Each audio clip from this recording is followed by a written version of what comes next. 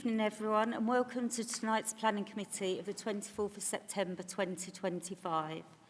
The first item on the agenda, apologies for absence. Are there any apologies?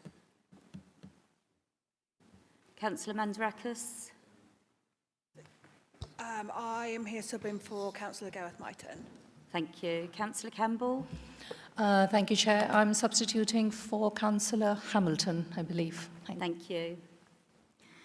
Item 2 is the record of the meeting held on the 27th of August 2025, along with the update in the supplementary agenda approved.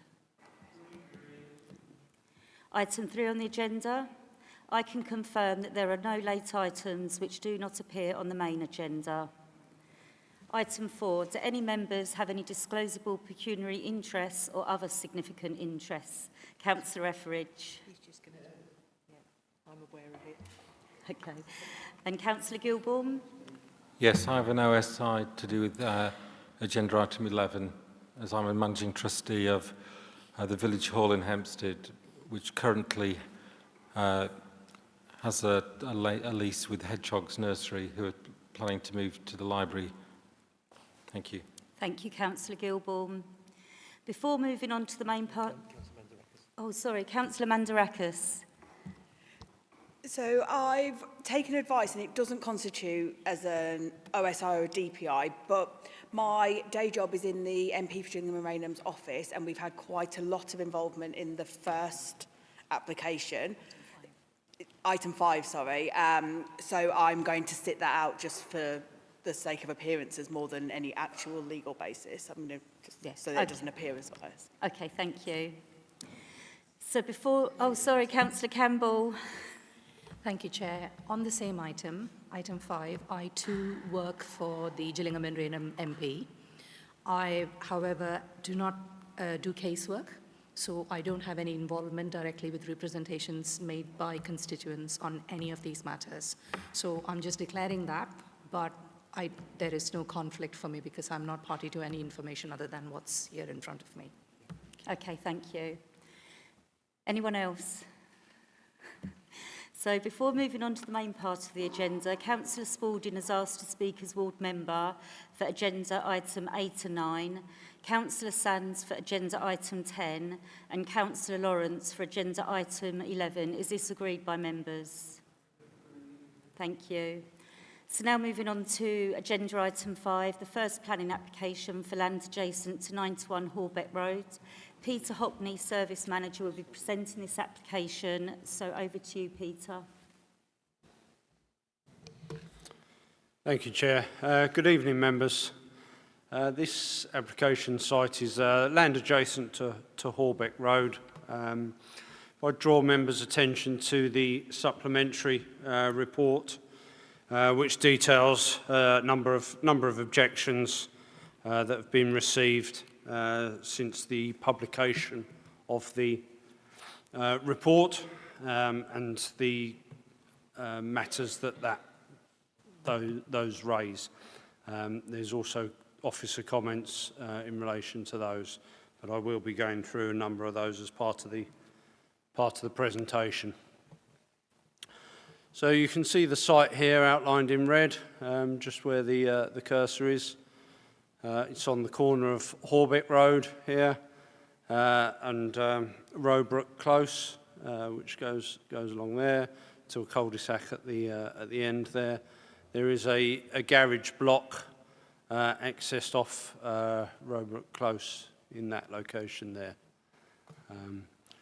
You can see it's within the sort of built-up area of Park Wood within Raynham, and the application is for the erection of a single dwelling with garage and parking area to the front of the dwelling, which we'll get onto the plans shortly.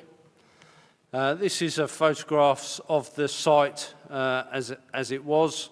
You can see the site in this location adjacent to the flank wall of number 91 and the surrounding area as well, showing the site from varying angles. You can see in this photo in particular that there were some low-level bushes and other vegetation on the site. That's since been cleared, which you can see from these photos here, in terms of the position of the site as it currently sits.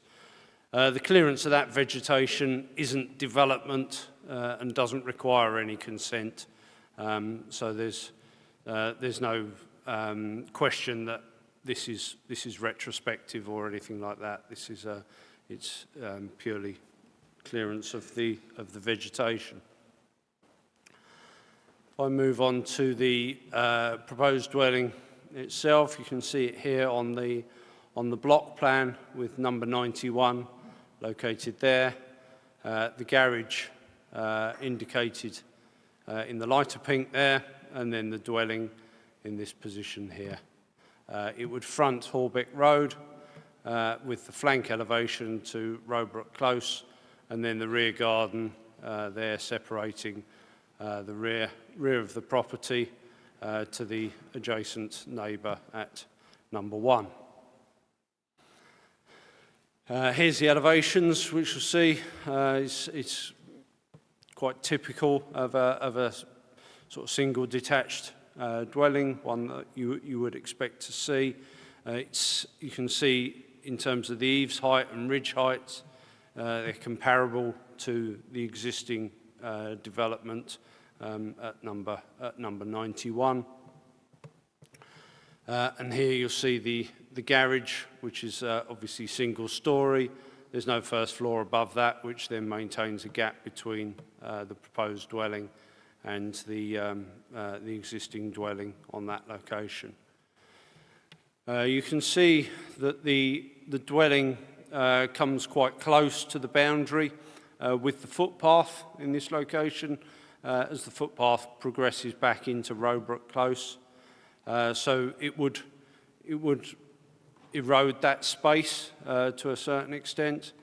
But in terms of the other similar developments, you can see that there was one here at number 116 Horbeck Road, where, again, the property here, this was the space that was there previously, and then the dwelling has again come up to very close to the back edge of the footpath.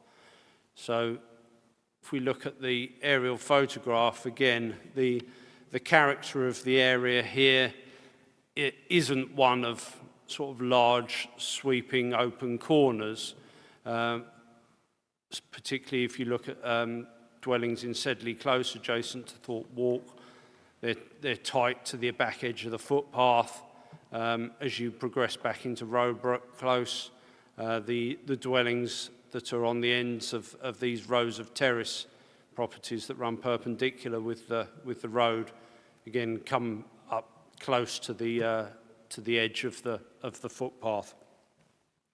So in terms of the character of the area, we consider that the introduction of a dwelling on this location wouldn't harm that to a significant level that would warrant a refusal by virtue of the overriding character of the area being very similar to what will be proposed as part of this application. The dwelling itself is put forward as a self-build dwelling, and the applicant has given his intention to live within that dwelling, and to that extent has given us, completed the pro forma, which we require as part of our validation requirements for such self-build applications, and has produced a draft Section 106 legal agreement as a unilateral undertaking to be part of the consideration of the application. So in order for the application to be approved, if members do resolve to grant the application tonight, then the approval will not be issued until that legal agreement has been completed to the satisfaction of ourselves as planning officers, but also our legal colleagues as well. I know that there's been a number of objections that have raised concern on the likelihood of the applicant complying with that restriction. However, for the purposes of dealing with the application, we have to take the application, as members know, on face value, and any potential breach in the future can and will be dealt with through the relevant procedures, through the enforcement procedures on that. If I look at some of the other objections that have been raised, a number have raised the issues of the site is adopted, well, is part of highway land, and therefore would require a stopping up notice, and for that to be agreed.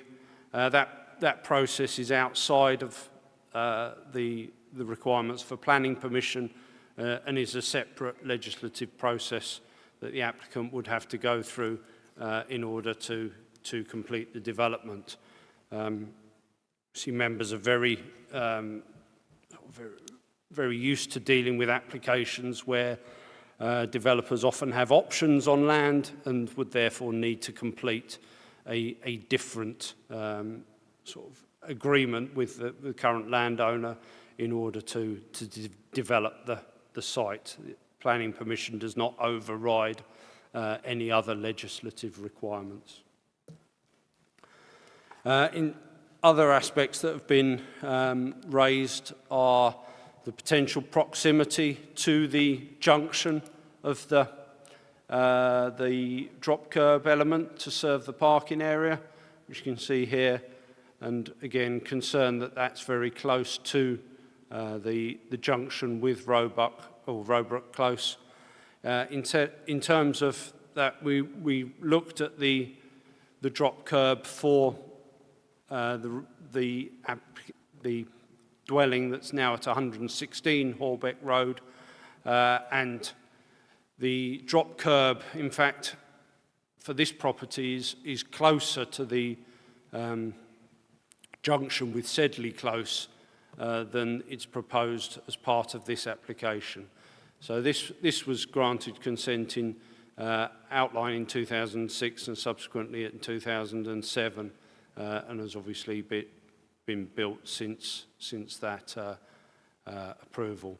And just to give members context in terms of the two sites, the application site in front of you tonight is obviously that one in red, and the dwelling which has been constructed on the end is there. So it's on the same stretch of Horbeck Road, and it's about 40 metres away. The other point about the proposed access to the parking area is that would require a highway licence, and due to the proximity between the drop curb and the junction, a road safety audit would be required as part of that licence procedure as well.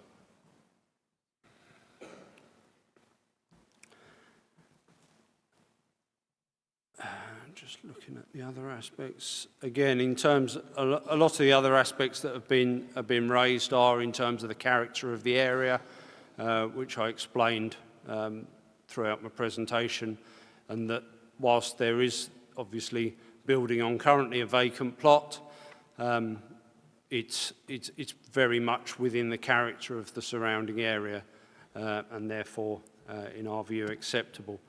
There's conditions in terms of boundary treatments and ensuring that the parking area is permeable, proposed as part of the recommendation to deal with any concerns regarding surface water runoff.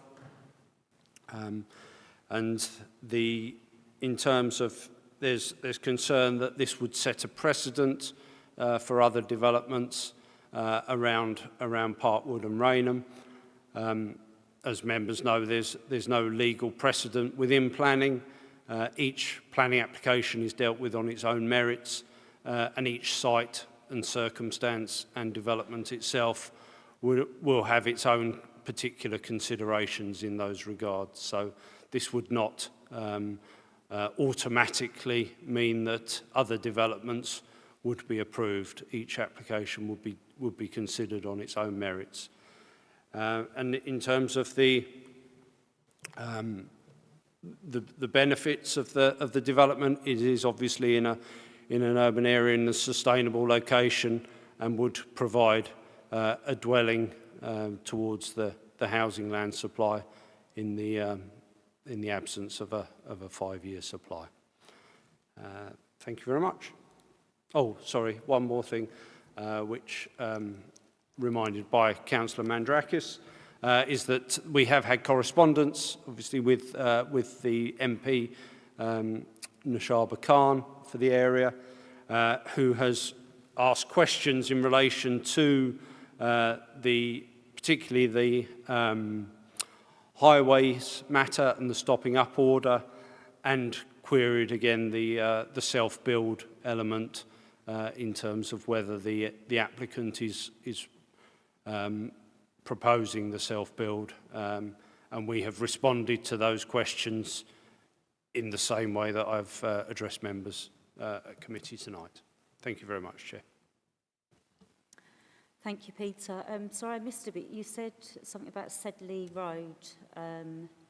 Did you say that was built on a plot of... I just missed that bit, sorry. So, yeah, the property at Sedley, on the corner of Sedley Close. So if I start by just showing on the OS plan. So this is the site here, and that's Horbeck Road. This is Sedley Close here, and a property was built on the end of the row of dwellings on that location there, following consent in 2006 initially. And this is the dwelling that has been constructed on that property. So you can see again the proximity of that corner of the property to the back edge of the footpath is very similar to the site which you can see in the background there in terms of the flank elevation of number 91. The photographs below show the before photographs of that site with the corner of Sedley Close there, and that's the after. And that's been made into a terrace, not detached? That is a terrace, yes. Yeah, thank you. Okay, so now open the floor to members. Any members? Councillor Galvin. Thank you, Madam Chair. I must admit I do find this application to be finely balanced, mainly due to the loss of the open space, which when I looked at it via the Google satellite and dropped the little man down, the corner looked very nice with its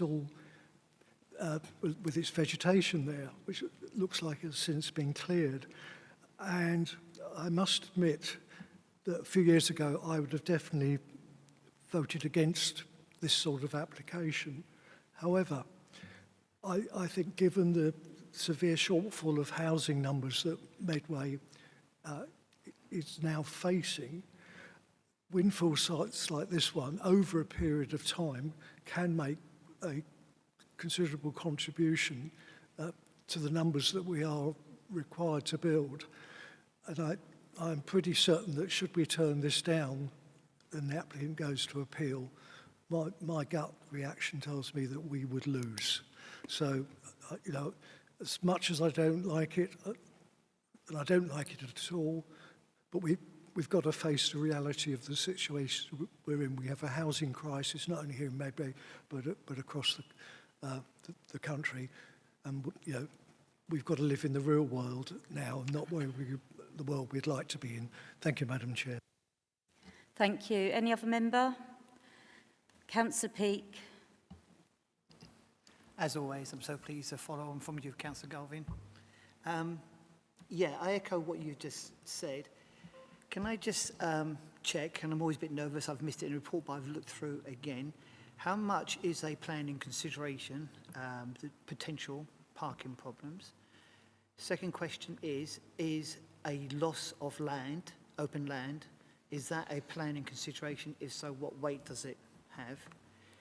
And something that really needs to be bared in mind, we have to remind ourselves all the time, but public wouldn't necessarily know this, and why should they?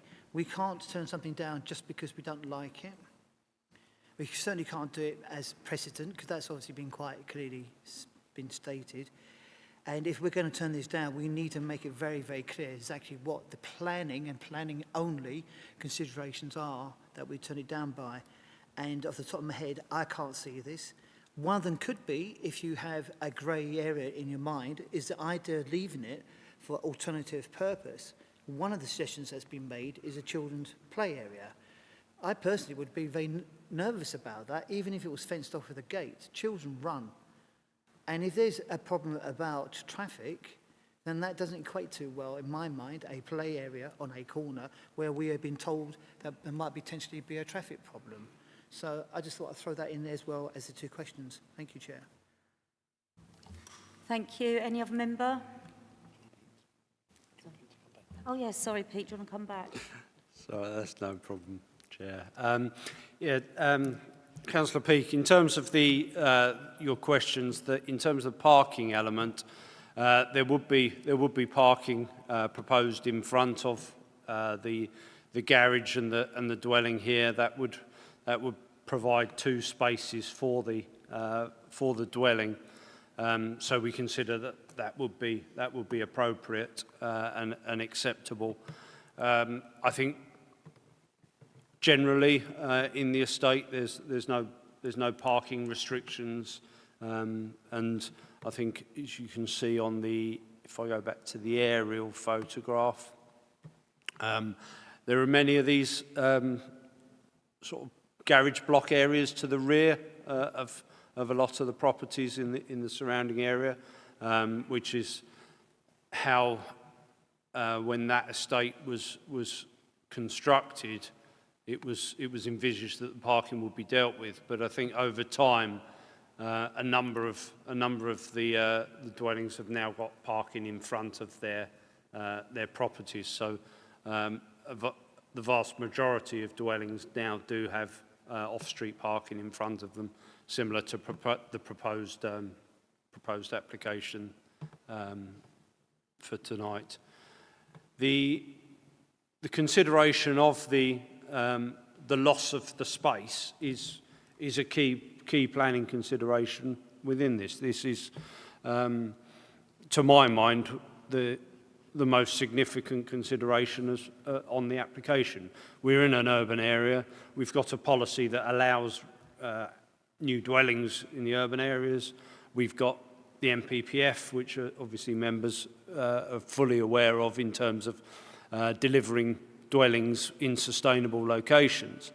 And that is the key aspect. And as I say, our assessment is that whilst it would create some harm, the loss of that the harm isn't so severe and so significant that refusal is warranted.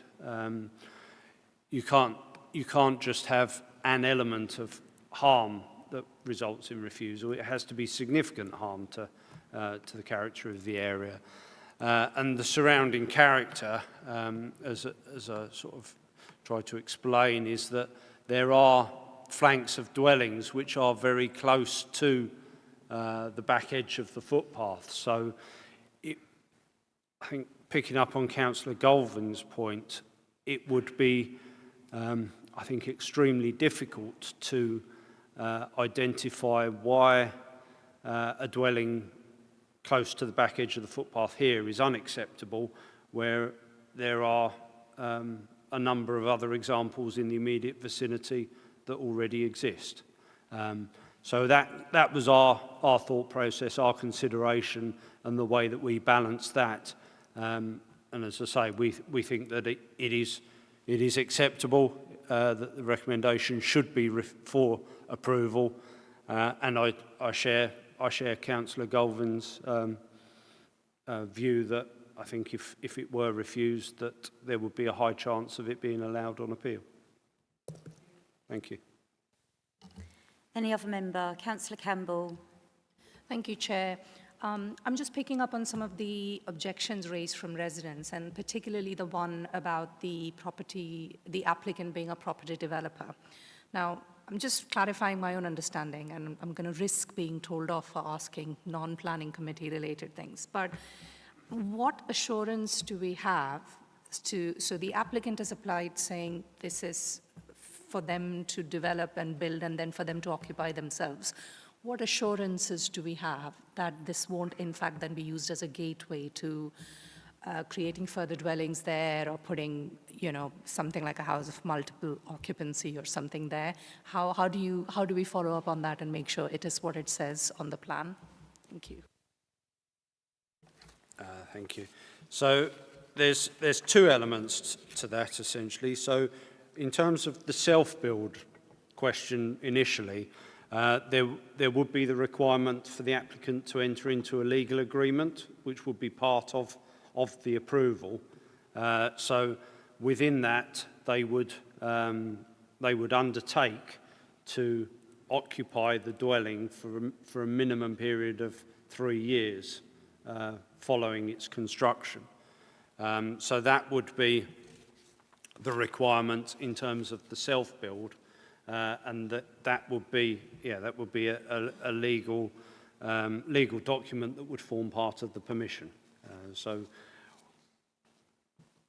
we can do no more than that. I think that's the highest level that we can get in terms of a requirement. I know that there are a number of times where I think in the past that matter has been sought to be dealt with by condition, but we've moved away from that to try and secure it in a more robust way through a legal agreement, which is now our common approach to self-builds.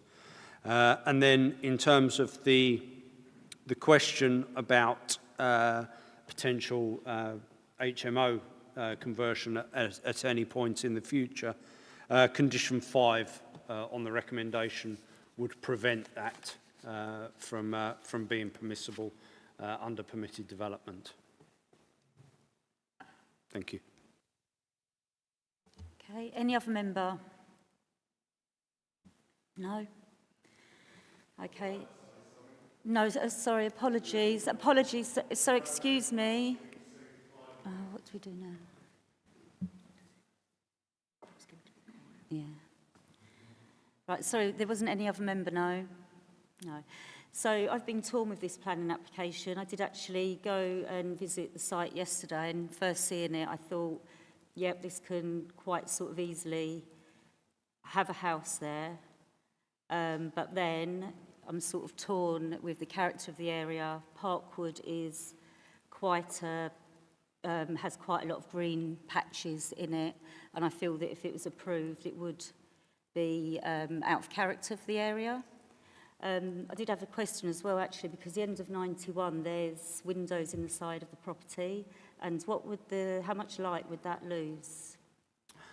In terms of the windows, I think there's elements within the report on that about the rooms that they serve.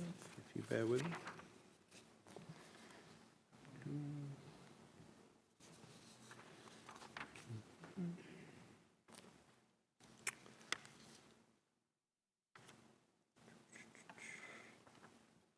Yeah, so there's one which is a secondary living room window and also bathroom windows. So in terms of that, there would be no significant harm that we could use to warrant a refusal on that one. Still block light, wouldn't it, with the house overshadowing the side window? It would, but as I say, 2 of them are non-habitable room windows. Right, yeah. So that's, and the other one is a secondary light source. Okay.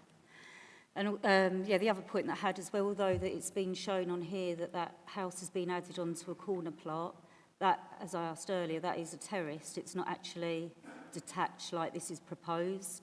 and I don't believe in the area there are other detached houses. So for these reasons that I've said, I will, well, in case it gets if it is approved, would there be able to be some kind of condition that the natural grass is kept and that it's not paved? Could that be a condition? I believe there is a condition about the landscaping.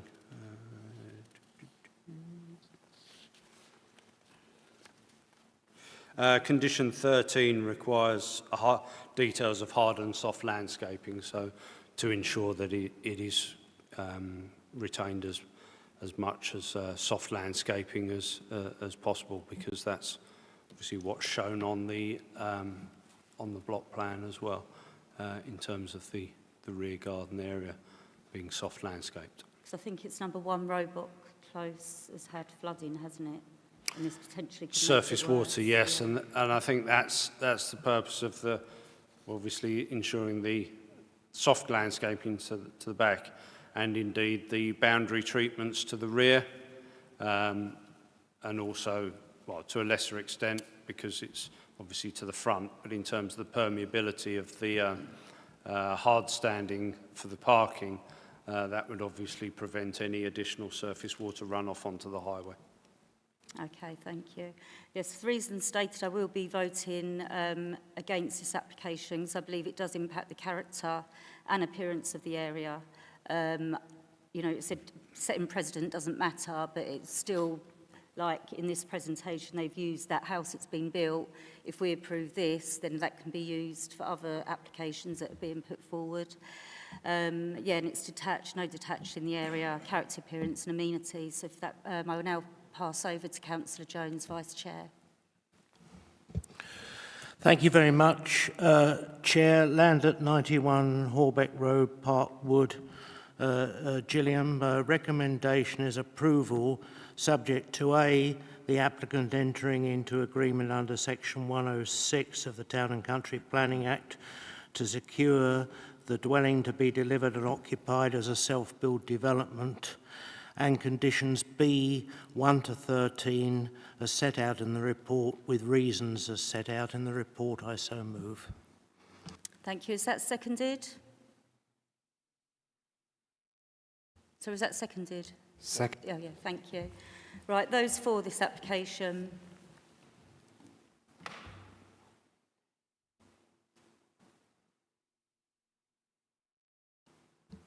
That's 9, Chair. Right, those against? That's 5, Chair. The application is therefore approved.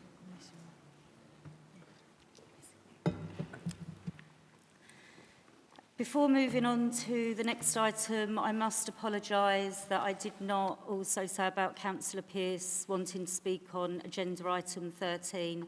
So is that also agreed by members? Yeah. Okay, so now moving on to agenda item 6, planning application, land to rear of Berengrave Lane. Aaron Nichols, Senior Planning, will be presenting this. So over to you, Aaron. Thank you, Chair. Good evening, members. This application is for the land rear of Berengrave Lane. Before I start my presentation, can I draw your attention to the supplementary agenda for 5 points. Point 1 relates to the incorrect Section 106 contribution in regards to libraries. Point 2 relates to the incorrect date being included and should be amended as set out. And point 3 relates to an incorrect report mentioned and again should be amended as outlined. Point 4 relates to the inclusion of a condition 25, which will remove permitted development rights for enclosing carports. And point 5 relates to an additional informative, which is in relation to exploring B&G credits within Medway. This application is for full planning permission for the construction of 33 residential dwellings. The proposed dwellings would range from single to 2 stories and be a mix of houses and a bungalow. And the application is being brought to committee as a result of the number of objections received. This slide shows the site location with the site marked in red. And this slide shows the application site in relation to the wider context, with Lower Rainham Road to the north, Lower Blawes Lane to the west, and Berrigrain Lane to the east, and the Linden Homes development on the former nursery site to the south. This slide shows the two earlier phases of the development. Phase 1 for 9 dwellings was approved in 2019 and has been completed, and Phase 2 for 8 dwellings was recommended for approval but overturned at committee, and this was subsequently granted at appeal, and these units are also now completed.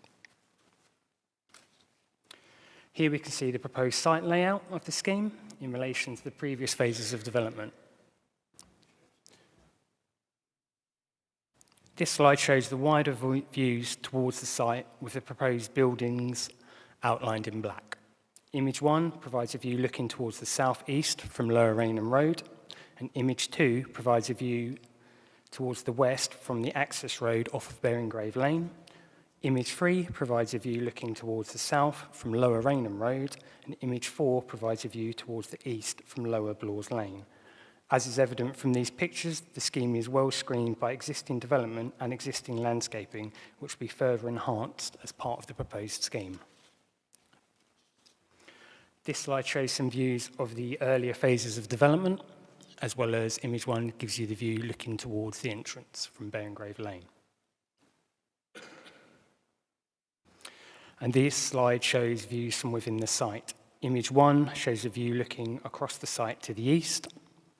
Image 2 shows a view looking across the site to the west. Image 3 and 5 show views looking towards the south. And Image 4 shows a view looking towards the north. This slide shows the site in context to local amenities, with the majority of them being obviously in Rainham Precinct. The application site is within a 20-minute walk from both Rainham Shopping Precinct and the train station. In order to improve pedestrian and cycle connections, a number of dropped crossings are proposed alongside wheelchair-accessible kissing gates on the Berringrave Nature Reserve. All of these works are proposed to be secured via Section 106. And here we can see the proposed parking strategy, which is considered to be compliant. Condition 5 and Condition 25 have been included, which restrict permitted development rights to ensure that the proposed garages and carports remain for vehicle use and the carports are not enclosed. This slide shows an overview of the proposed landscaping for the site. The site includes the provision of a local area of play, which is located here. In the centre, the landscape around the site proposes to strengthen the existing boundary treatments by planting additional trees and hedgerows. Alongside this, additional trees and hedgerows are proposed within the site, and conditions are included for the submission of further details in relation to hard and soft landscaping and the play facilities. The site will lead to a loss in B&G, but in line with the government's guidance, the applicant is purchasing off-site B&G units that will result in a 10% increase, and as such, no objection is raised. As per the supplementary agenda, an informative has been added to explore the provision of those B&G units within Medway. The plan on the left shows the number of bedrooms per unit. There are 11 two-beds, 13 three-beds, and 9 four-beds. And the plan on the right shows the building heights, with the majority of the units being 2-storey and 1 bungalow here. And the red elements are garages or carports. As part of the application, we have negotiated with the applicant to secure 25% affordable housing in line with our guidance. This also includes the 17 units delivered on the earlier 2 phases. This has been secured, and as a result, 12 units are being delivered. As outlined in the report, it is proposed that the affordable housing is not secured via the Section 106 to enable a housing association, in this case Moat Housing, to secure grant funding from Homes England in order to deliver the units. This approach has been undertaken on a number of schemes in the past in Medway. The developer has agreed that should the housing association not take up the units via this route, they will come back to the council to explore alternative delivery options. The following slides provide a selection of elevations and floor plans for the proposed dwellings. This slide and the following slide show the affordable housing units. Here we can see a 3-bed wheelchair-compliant bungalow. and a 2-bedroom house, and 2 further 2-bedroom houses, again for affordable. The following are the market element homes. Here we can see a 4-bed unit and 3-bed units, and further 3 and 4-bed units, and a further 4-bed unit. In regards to the size, all of the dwellings would meet or exceed the nationally prescribed space standards in regards to overall sizes and bedroom sizes. In regards to the garden areas, the majority of the units would exceed the 10 metres in length, with a small number falling between 9.5 metres and 10 metres, and with 2 units, number 6 and the bungalow, number 11, measuring smaller, but both of these would exceed the council's minimum requirements of 7 metres, and both of them will be provided with wider gardens at 12 metres and 15 metres than the other plots, and as such, no objection is raised. The following slides will provide some sectional street views. The top image here shows a section running from north to south, which is this one here, and the bottom image shows a section running from west to east, which is this one here.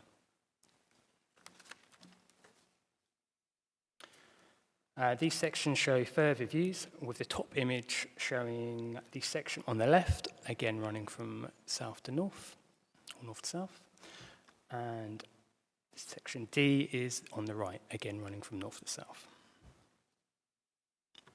This slide shows a computer-generated image of the site looking onto the central green from the northwestern element of the site.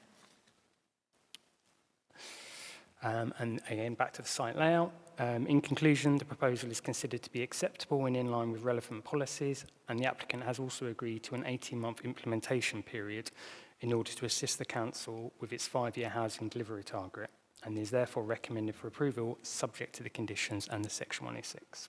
Thank you. Thank you, Aaron. Now over to members. Any member? Councillor Etheridge. Thank you very much for the presentation. Excuse my voice, I'm recovering from bronchitis, so it'll be one question at a time, please. So the first question is in terms of access. Looking at the photographs and plans you submitted, can you confirm that the access can in fact take a refuge lorry going in with a resident coming out, with the roads wide enough? Secondly, the width of the pavements are going to be on both sides of the access road as well. Thank you. Sorry, Aaron, did you want to come back? Oh, yeah. So the application's been submitted with tracking on it, and no objections were raised in regards to it. There are passing places and areas for refuse vehicles and residents and visitors to move around the site. Thank you. My next one is there any way we can put some condition or covenant both on the developer and the next set of owners in terms of the hedges, reminding them that between the months of April and October, hedges are not allowed to be touched for disturbing birds, it's illegal?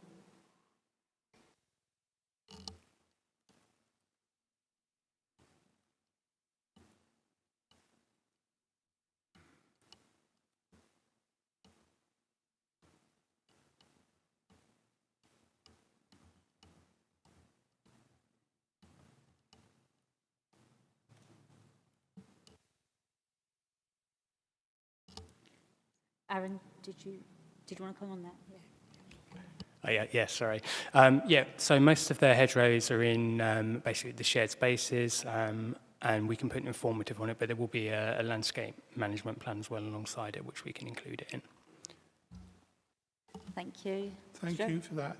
In the proposal, it says to enhance the biodiversity, we're looking at bat boxes and bird boxes. Can you tell me who's going to maintain them and replace them in the future? Aaron, did you want to come in? Oh, yeah, they'll be down to the management company that the properties their management of the estate would go over to. And then finally, is there any reason why we can't include Swift bricks within these properties as well? Thank you. And that's the last one.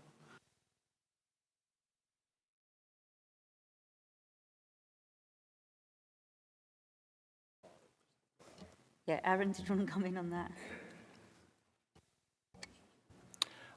Yeah, we can ask the developer to look at that because they'll be submitting more ecology information alongside it. So it's whether the buildings are high enough to take the Swift bricks, but if they are, we can explore that.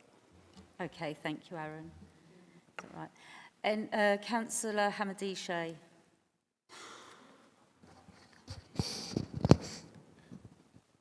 Thank you for that. Also, my voice is rather coarse as well.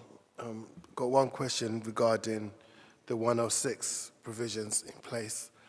Considering so close to Lower Raynham Road and the amount of development that's been taking place in and around Lower Raynham Road, is it not more prudent to ensure that there's contributions to doing something to just move or increase the width of that road, or do some sort of traffic calming measures or something to do with that road within the 106, because there's no provisions of that set in the document?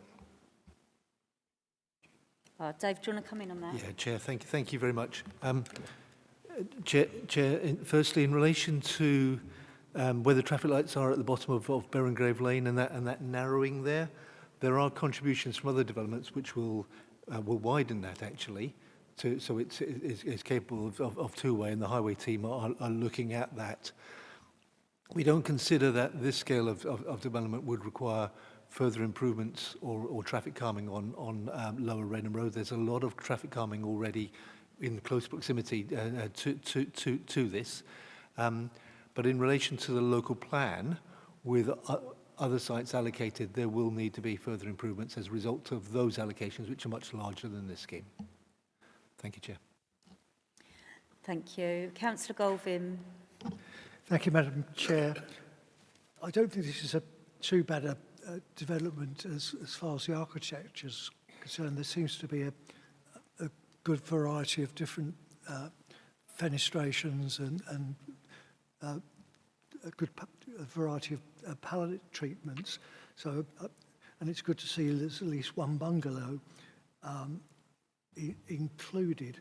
What I'd like to get my head around is this biodiversity gain plan units.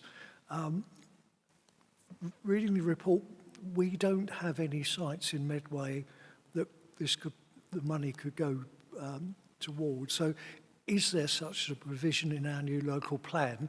I had a quick look through it this afternoon and I couldn't find one, but it might be there.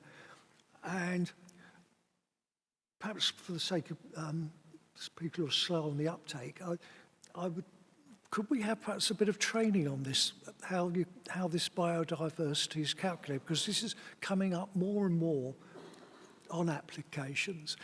And whilst this site hasn't been in agricultural use for some considerable time, I would have thought the average urban back garden has more biodiversity than a field of wheat or oilseed rape. So, you know, how's this calculation actually made?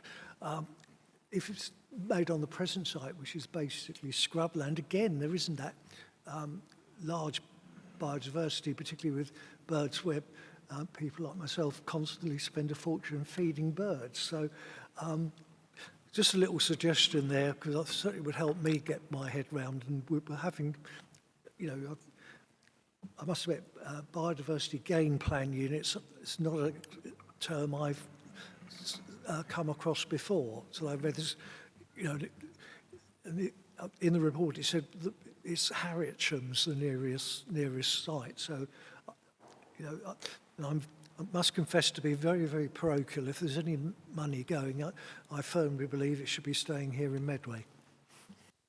Dave, do you want to come in on that? Yeah, Chair, thank you very much. It's not just in terms of a general contribution towards biodiversity net gain, because if it was a general contribution to biodiversity net gain, we could deal with that in Medway.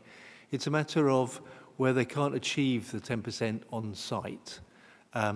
They've got to then look at other registered sites, some of which are in Medway, but they look at what the type of biodiversity which is being impacted, and then they've got to look at sites which would deliver the same type of biodiversity net gain, and that's the issue here. The closest one for this type of biodiversity is in Harwich. Now, what we're hoping is that we will have more sites registered in the coming months and years in Medway. And the applicant has agreed that if there is a site in Medway which is registered for this type of biodiversity, by the time they commence, then they're happy for that contribution to go towards there, and is informative to that effect. And I completely agree with you that biodiversity net gain is a very complex issue. I struggle to get my head around it at times. I know every single one of my officers do, and it's one of the biggest frustrations we have. It's a great idea, but in practice, all over the country, it's causing some difficulties. But very happy to do the training for members, and I'll get that organised. And I think that will then cover your last question, which was, well, how do you calculate the figure? The training can cover that. And one final thing, Chair, if that's okay, the bungalow requirement, which I know is very precious to you, that came out as a direct result of negotiations from my officers and the housing team, because it's part of the affordable housing requirement. We feel that that's what we need in that area. Thank you. Thank you. Councillor Campbell. Thank you, Chair. Just looking at the section of objections, I'm concerned that Kent Police and Southern Water have raised concerns.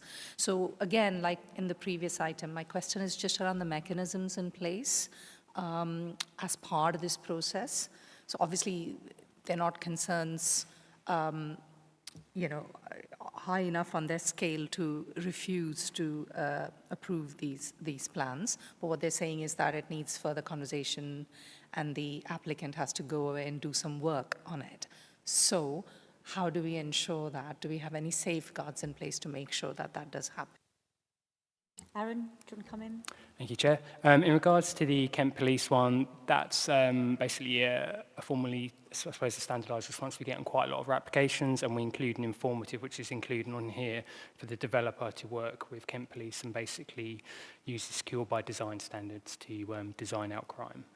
So that one's not an issue. And the Southern Water one, Southern Water collect funding from developers on all developments, and on some of the developments, they may collect money and they may not spend it, and then on others they may. So on this one, obviously, they've highlighted that there's an issue with the network capacity, and again, the developer will work with the Southern Water to basically resolve those issues.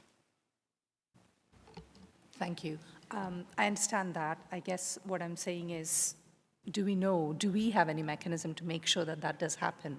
Because I'm just trying to think ahead. What if the development goes ahead and then there are issues with drainage and issues because the surface drainage issues have not been addressed? I'm just, now that they've said there might be capacity issues, do we hold them to that standard to make sure that that's addressed? Chair, there's two controls we have on that. The first is that in terms of sustainable drainage and so on, there's a condition which requires that, and there is also a condition which requires a verification, so we can monitor the SUDS aspects. In relation to the Southern Water and capacity, Southern Water won't allow them to connect to their drainage system without them paying the connection charge that Aaron says, so there is a control via that way. Thank you. Thank you. Any other member? Councillor Peake. Thank you, Chair. Whenever we have an application, I'm sure everybody does this, like Councillor Campbell, you go to where you've got letters of concern, objections and so on, and I'm just trying to see the answer to this. There's several which refers to impact.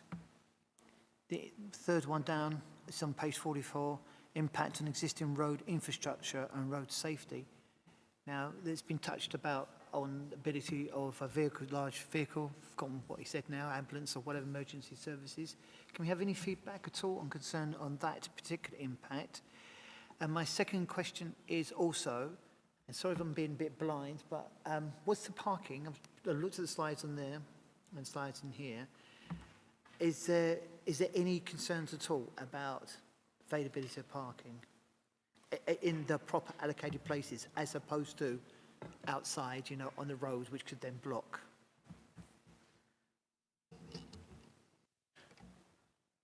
So in regards to the parking on site is actually a slight over provision to what we ask for. So it's, you know, it's better than what our minimum standards request. Stephen here is from our kind of transport team. He was consulted as part, and he's worked on the application with me, and he's assessed it kind of along as we've gone through, and there's been no objections on highways grounds, and there's been, as David said, this is a small scale site. On larger sites, we might ask for, you know, additional Section 106 funding to make road improvements, but as part of assessing this scheme and the road network around it, it's been deemed as it stands, it wouldn't have an impact enough to, you know, request any additional funding or changes. I suppose that really answers the other point about infrastructure and road safety then as well. Yeah, Chair, I mean, I don't know whether Stephen wants to come in. There are two aspects. There's the point that Councillor Etheridge was asking, which is the internal roads and whether they are wide enough to deal with pedestrian safety and refuse vehicles, and Aaron answered that, and they are. And then the second aspect was in terms of the surrounding roads. And Berengrave Lane is it is narrow at places, but there is traffic calming on the lower part of Berengrave Lane to slow vehicles down. There's also traffic calming on Lower Rainham Road, so we're satisfied that in highway safety terms, the scheme wouldn't have an unacceptable impact on those local roads. Stephen, I don't know whether you want to add to that.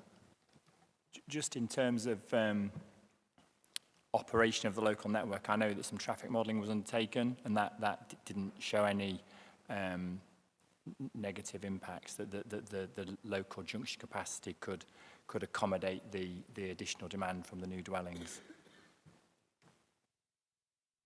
Okay, thank you. Sorry, Aaron, did you want to come in as well? Oh yeah, sorry, just on one other thing. On the pedestrian point of view, as I said, there's some pedestrian works which will be done under Section 278, but they're also skilled under the Section 106, and you can see them on this plan here, and they basically relate to drop crossings with tactile paving to be put in to make it more pedestrian friendly and to enable, you know, that movement, whether it's towards Rainham train station or Rainham precinct or just around the local area. Thank you. Any other member? No. Okay, so with regards to this application, my only concerns what I've brought up before is the gardens, but that's been explained that they meet the standards, and the habitat bank that's also covered. So I will be voting for this application. So now move over to Councillor Jones, Vice Chairperson. Thank you very much, Chair. Land to the rear of Berengrave Lane, Rainham. Recommendation is approval subject to A, little 1 to 15, section 106 conditions, noting the amendment in the supplementary agenda to the library's contribution, and B, 1 to 24 as set out, with the additional recommendation 25, and the minor amendment to condition 21 as shown on the supplementary agenda, both condition 21 and the additional condition 25 as shown on the supplementary agenda, and members note the intention to put informatives on biodiversity, net gain, landscaping and Kent Police issues. I think I've covered everything, Chair. Thank you. Thank you. Is that seconded? Thank you. Those for the application?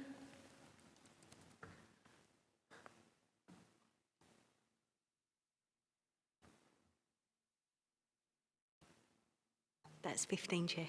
The application is therefore approved. So now moving on to agenda item 7, which is that planning application for Acorn Wharf. Hannah Gunner, Principal Planner, will be presenting this application. So over to you, Hannah. Thank you, Chair. Good evening, members. This application is for the construction of 132 1- and 2-bed apartments over 3 blocks, along with a detached commercial building and cafe, associated landscaping and parking. There's also the construction of the replacement river wall and the refurbishment of Crane.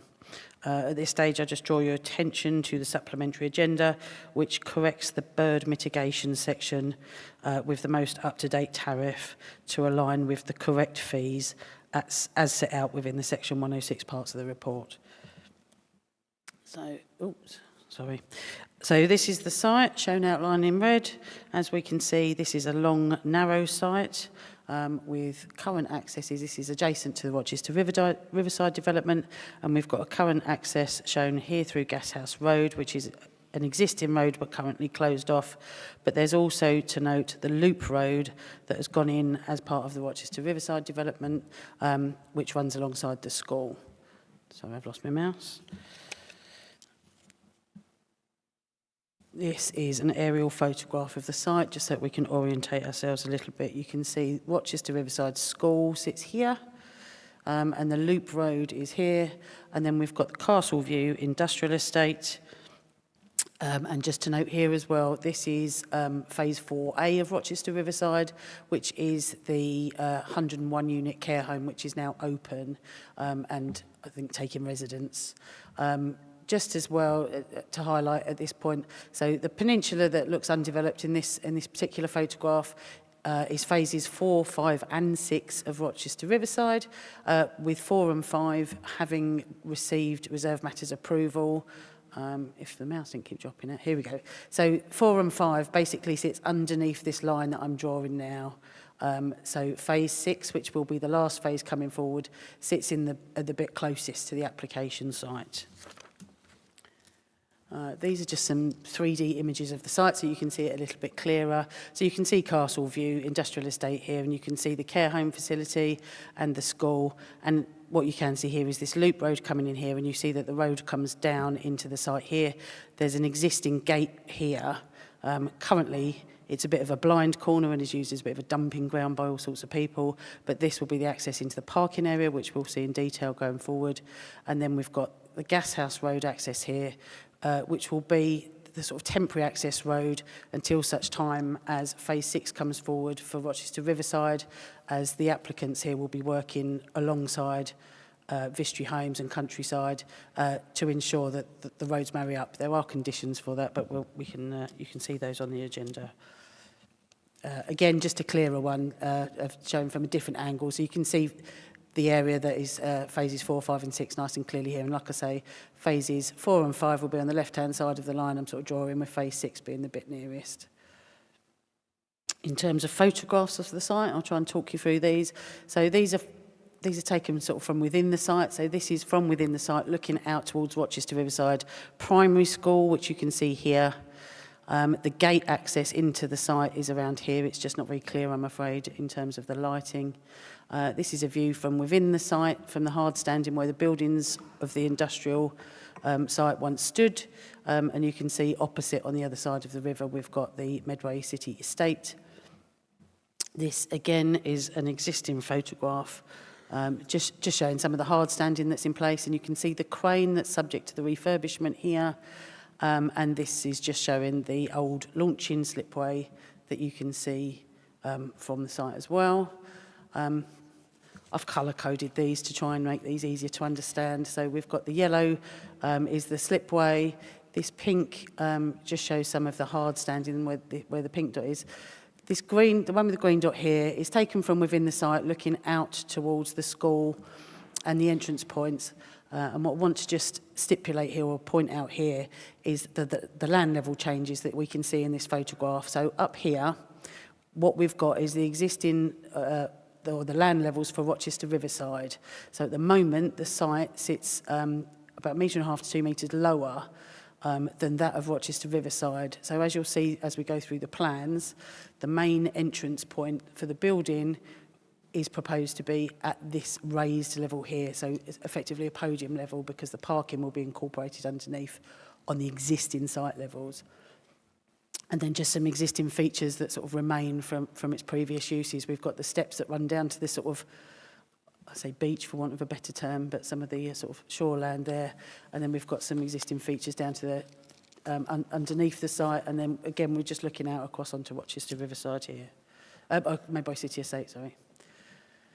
So in terms of site layout, I just want to point out that this area in front here is very indicative in relation to phase 6 of Rochester Riverside coming forward. It doesn't reflect anything that has been worked up by Rochester Riverside because they're not there yet. But I think this is taken from some very early master planning. But what I want to point out, so we've got 3 main residential blocks on the site. So we've got Block A, which is this block here. Block C, which is here, and Block D here. And then we've also got a small cafe here, and then a commercial unit here. So what we've got coming off the loop road, which is the bit that services the school, where the existing gateway entrance is into the site, that will remain, and that goes down below the main residential development. And then the Gashouse Road access, which is subject to some alterations with phase 6, this comes in here. And what we've got is some visitor bays here. I've highlighted them in yellow. I think there's, how many have I said? I think 6 here, 2 here, and then we've got 3 car club spaces here. That's probably all I need for that one. Oh, sorry. So we've got a river view and a street view of the development proposal. So this is Block A, Block C and Block D. What we've got is the crane refurbishment here. You can just about see the commercial building proposed here, and the cafe sits behind here. It's not very visible. You can see it in this shot here. So this is effectively from phase 6 of Rochester Riverside looking out. So you can see the main residential blocks in here, A, C and D. Just want to point out here as well. So these buildings that are shown behind are reflective and indicative of those some of the buildings that have been approved on Rochester Riverside. So we're looking at phases 4 and 5 and phases 1, 2 and 3. So you can see an indication of the sort of building heights that have got approval on the adjacent sites. So looking at the blocks in detail, so this is Block A. This is to comprise 76 flats. So the design of this has been broken down horizontally. So we've got these stonework features on the ground and first floor. And I say ground, I mean the raised podium ground floor. And then we've got sort of the top 2 stories. This is a 9-storey block, so the top 2 stories are actually a glazed feature. As you can see, it's kind of quite Art Deco referencing in its design, and it's got these cable stay balconies, which is very reflective of those found on Rochester Riverside, but is also sort of reflective of sort of the industrial history that that this site sits within. What I'll show you here, this is the main entrance point to the building, and then we've got 2 additional doors here. These serve the bin stores, but I will show you that as we go through the plans. And then again, these are just the sort of the side elevations of this building. At this point, I just sort of want to iterate, this is the largest building of the 3 coming forward. So the original Rochester Riverside master plan for this, for the sort of adjacent area did envisage 8-storey structures in these locations.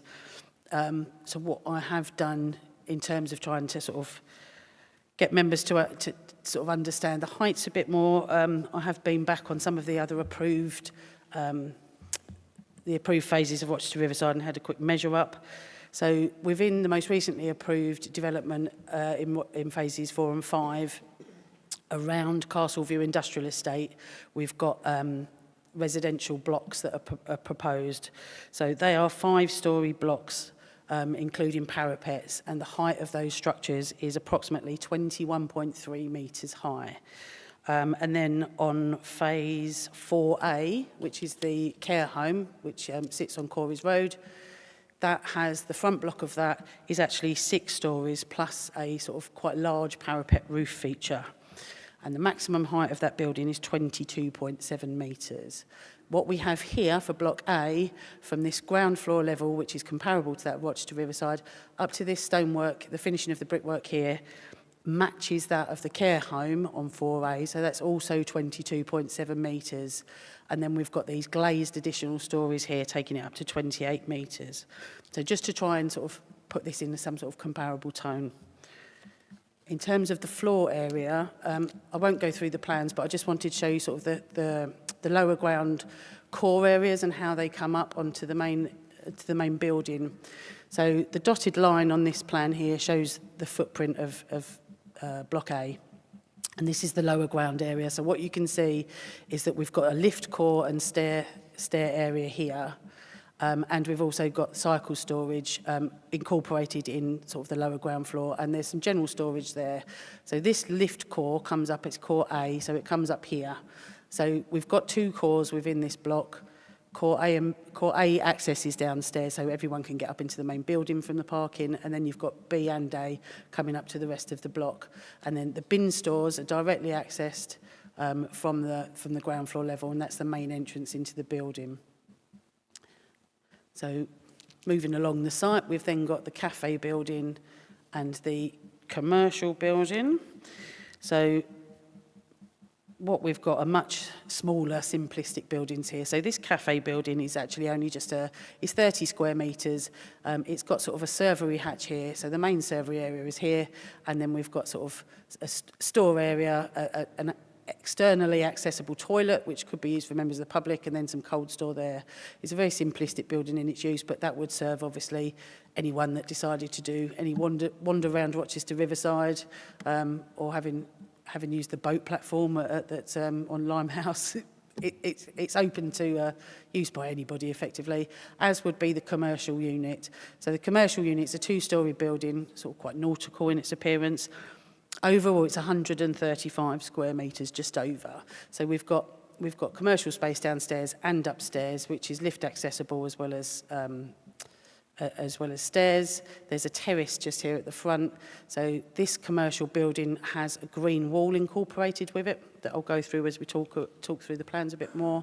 But again, this would have flexible use. It could be used as a hiring out space for meetings, functions, classes, baby groups. There's all sorts of possibilities for this space, but it would be available for members of the public. So we'll go on to Block C. So Block C, we've got 20 apartments within this block. As you can tell, this is quite different in style from Block A. It's quite a contemporary take on sort of the industrial built form. So this is 5 stories in total. The flats within it are all dual aspect, either with river fronting inside or river fronting and internal views. The height of this building is actually 15.5 metres for comparison to the rest of the blocks. Again, I've just got this lower floor, so I'll be able to whip through these now. You know these are a bit different. So the dotted line shows the area of the main building, and you can see here that the main lift and stair core is in core B, which is here. And then underneath core A, you've got a general store area, bike store, etc. Block D, so this is 36 apartments, and in terms of its design, it's very comparable to that of Block C. It is a slightly larger building. This is sort of 6 to 7 stories in height. Maximum height is 18.8 metres. So again, still very comparable to those on Rochester Riverside. And again, we've got this sort of same long, narrow, contemporary design as with Block C. In terms of the core areas downstairs, very similar. The dotted line of the building is shown here, and you can see that we've got cycle storage again, so there's sort of multiple points of storage underneath the building, and then we've got the lift access coming up as well. So putting those into a much wider picture, as it were, what we can see outlined in red is the buildings, all the buildings that are proposed at the upper floor. And then this is the access point in from the loop road, and underneath the residential development, we've got 115 spaces that are proposed, and this includes visitor spaces. There's 14 visitor spaces which are proposed in yellow there.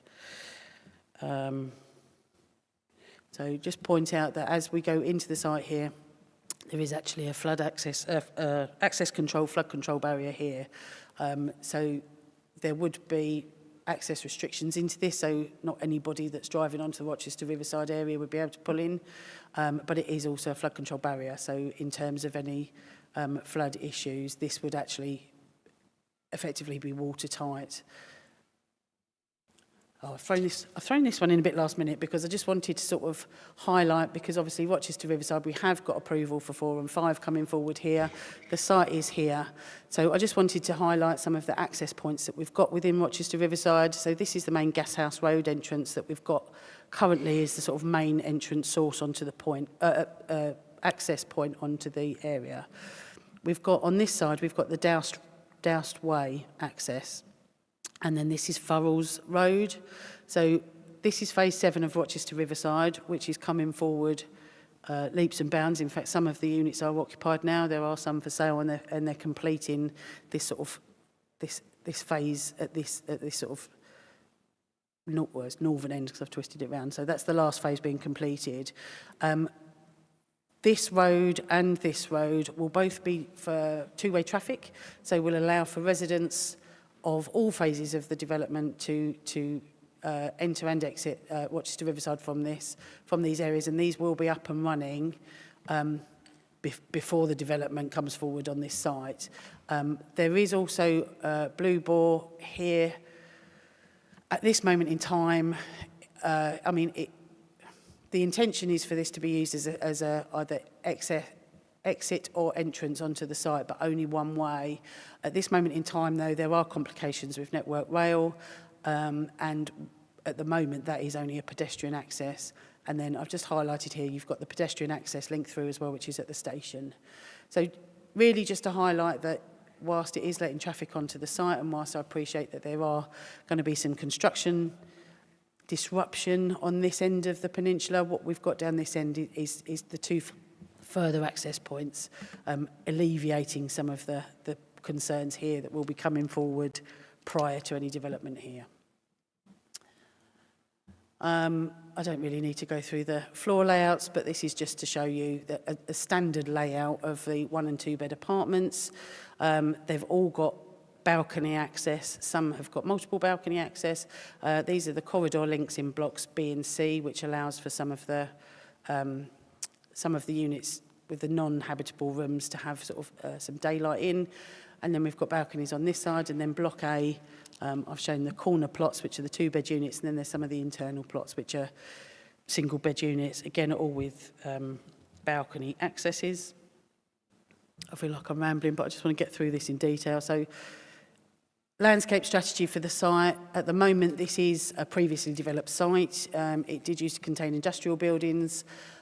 In terms of biodiversity and ecology coming forward, it is constrained. However, it does exceed the 10%. It's 16, just over 16%. And the way in which they've achieved this is by ensuring that all of the buildings, including even the cafe building, have green roof. They're green roof construction, so they'll all have green roofs incorporated. So that just sort of shows you those green roofs. This building here is the one that's going to have the green wall around it as well. And then what we've got here are raised planters, obviously because everything is on effectively a podium level. So raised planters allow for planting to occur. So we've got some wildflower gardens here, and then there's lots of planters around all of the buildings, and there's areas where they're looking to do tree planting as well. Like I say, as a result, that actually increases biodiversity on site by 16.2%. Or 16 point something percent. So in terms of, this is a block section of block A, sorry, just so that I can sort of show you a bit clearer what the current situation is in relation to the ground levels and river wall and what's proposed.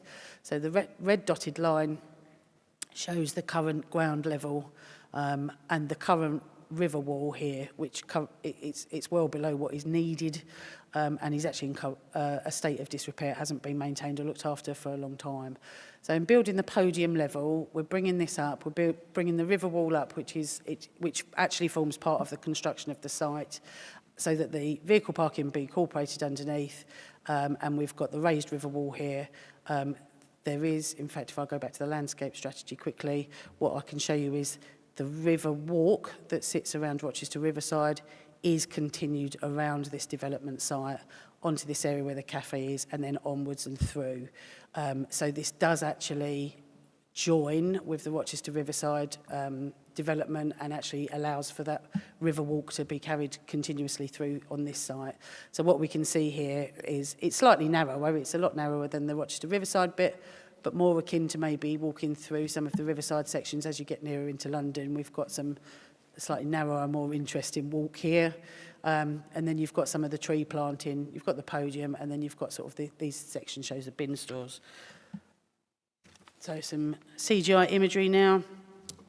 So this top one is taken from sort of near the school site, sort of looking down towards the river. And then we've got this one here, which is, I think I've worked it out, effectively it's taken from Rochester Castle. So what you can see is the development site here, and they've superimposed some of the Rochester Riverside development in here, just to get a sort of an idea of what we are and where we are. And then again, so this would be looking from phase 6 of Rochester Riverside looking back. So you can see the narrowness of blocks C and D. And then we've just got a 3D drawing, which would be sort of from the river. I want to explain some of these. So these are superimposing the structures from longer viewpoints. So this is taken from the sort of All Saints Church Green area of Strood. So what you can see here, I think that's the castle and cathedral you can see here. And if you come down, you can see that the development has been imposed here. Castle and cathedral still sit there, and you can still see some of the other phases of Rochester Riverside in there. And again, this is taken from Jackson's Field. This is actually the skate park area of Jackson's Field. So again, you can see the castle and cathedral are here. You can actually see the red roof building in phase 3 of Rochester Riverside. And as we go down, you can see where the blocks have been, or just about, you can see where the blocks have been imposed in there. This one I don't think has the rest of the phases 4, 5 and 6 of Rochester Riverside on there. Again, this one's taken from the children's play area, Watermill Gardens in Strood. It's a river-fronting development, so it's going to be visible from the river, but you can see it here. And again, what we don't have, which would have been helpful, would have been some sort of imagery of the other phases imposed on there, but they haven't been here. But you can see the Castle View Estate there, and the school over to the side here. And I've just sort of gone back to the river and street scene to conclude. So this application has been considered to be suitable development in this location, providing 1 and 2 bedroom flats on a brownfield site in a highly sustainable location. For the reasons set out in the officer report, taking into account the recommended conditions and the supplementary, the application has been recommended for approval. Thank you, Chair. Thank you, Hannah. Before I move over to members, I'm just wondering what Councillor Pearce is doing, if he's part of this planning committee tonight or just wandering around causing a disturbance. Okay. Okay, Councillor Filmer. Yeah, thank you, Chair. My concern you have covered, and the photographs with the 3D drawing from the river. I was concerned about the river frontage and the sea defence, but having looked at this and you explaining that part of the building will be built straight down to be the sea defence, is there any sections, I'm quite mindful that Rochester Riverside, we put a condition on that for it to be looked after for a certain amount of time. Is there any sections in between the buildings that will need maintaining from sea defences? So, through you, Chair. So, in the officer report, condition 33 is actually been put forward by the Environment Agency in relation specifically to responsibilities of river wall and river wall maintenance, specifying within that, and that has been agreed in writing by the applicants, that the EA will not be accepting responsibility for the future maintenance and repair of the flood defence infrastructure, and that will actually fall to the care of the applicants throughout the lifetime of the development. Thank you. Councillor Etheridge, did you have your hand up? Yes, if you want to go next. Thank you very much. A quick comment, if I may. I think the development here is one of the ugliest things I've ever seen, to be honest, especially coming in Rochester, and a major overdevelopment. But my question is this. Back in 1980, and some of you may remember this, that area was used by the oyster fisheries and freemen parking their tugs. And there were 3 houseboats there. In 1980 or 1981, it was discovered that the area is absolutely full of arsenic and other toxic metals, and the houseboats and the families were moved away. Now, I fully appreciate in the last 25 years, with all the flooding and things that's taken place, that a lot of that will have leached away into the river. But has anybody actually done any tests on those pieces of ground to see if anything of that still remains? Thank you. Did anyone want to come in on that? I mean, yeah, that was 45 years ago, so I'm assuming that some of that has changed since. What I will say is obviously the Rochester Riverside aspect of this has all been highly decontaminated as sort of part of that initial groundworks that were done there. There are contamination conditions that are placed on this application to ensure that if any contamination is found during that construction process, that is ceased and the contamination is dealt with at the time. But at this moment in time, the contamination reports that have been done haven't found anything of concern. Can we see a copy of that contamination report, please? Yeah, that is actually available online and was submitted as part of the original application. And obviously our contamination officer in our environmental protection has reviewed those, but more than happy to forward a copy. Thank you. Councillor Golvin. Thank you, Madam Chair. I think this site is probably the most difficult brownfield site that we've got in the whole of Medway. The only one I can think that's going to be on a par to it is the Pembroke building in New Road, which most certainly will have negative land value. Having said that, I think they've come up with a very good scheme. I can just about remember the buildings that were on the site, and they were not at all attractive. In fact, having been in quite a few shipyards all over the world, I can honestly say that shipyards are not known for their architectural beauty. Possible exception that might be Sembawang in Singapore, which is an old Royal Naval dockyard. The buildings were cheap, cheerful, thrown up, and had no architectural merit whatever. At least what has been attempted here is to mirror a bit what you will see if you go down the Thames and see the buildings on the waterfront of the Thames. That is very much like that they've got in the Docklands. And if anybody has got a passion for paddle steamers, the Waverley will be making a trip from Rochester on Friday all the way up the Thames and back, so you can see it for yourselves. So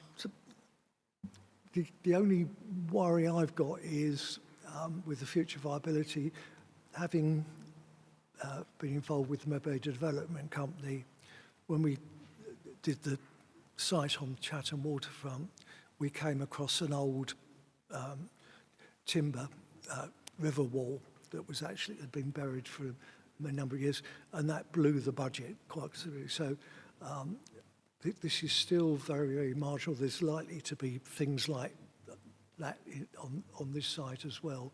But all in all, I think this is a really good development. It will make a substantial contribution to our housing numbers, 132 units. There has been some comment about the height and massing of the buildings. I think if they were made any smaller, there would just be no viability there at all. And as we know, there will not be any affordable housing from this scheme. But so I'm quite happy with what we've got. It'll be interesting to see when it comes to fruition.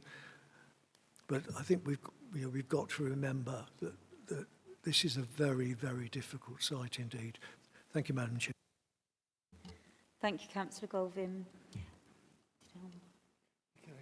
Yeah, Dave, did you just want to come in? Yeah. Chair, I just want to agree with everything Councillor Golvin has just said.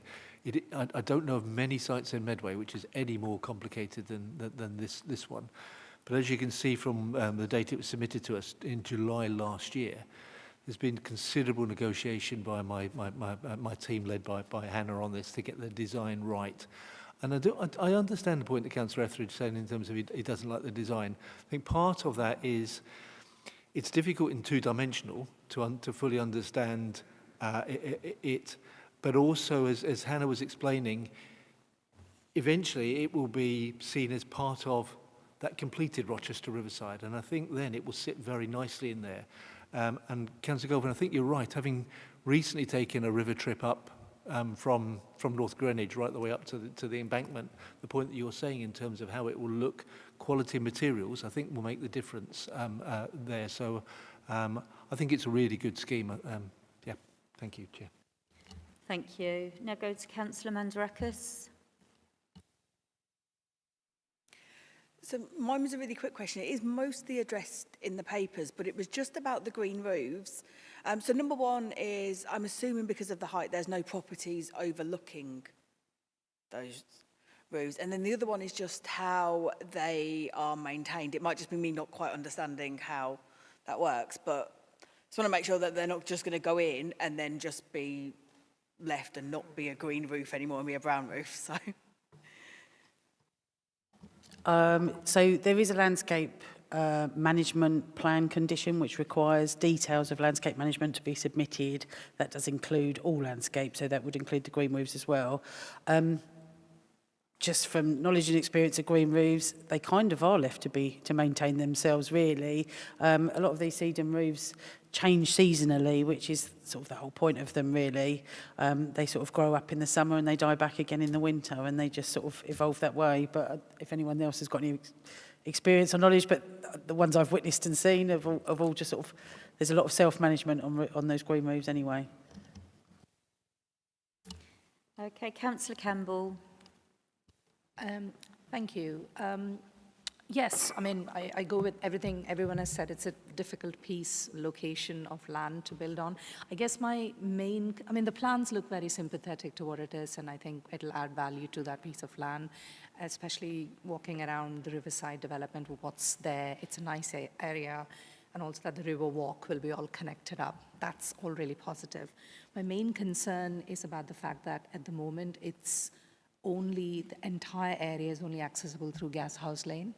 And I know you've said that there'll be 2 other approaches to it, which will be up and running, both sides, traveling both sides by the time this development starts off. But I think that's so critical because at the moment, already that entire development is reliant on that one access road. And then we are talking about adding commercial properties also there. There's the school there with all the traffic that comes at that time. The construction time, I'm just really concerned about the load that'll place for the residents, especially, you know, just imagine bin collection day, for example, or some construction load coming. So I think there's a lot hinging on those other access roads being sorted out in time. Thank you. Councillor Bowen. So, Councillor Campbell's just said what I was going to say, so.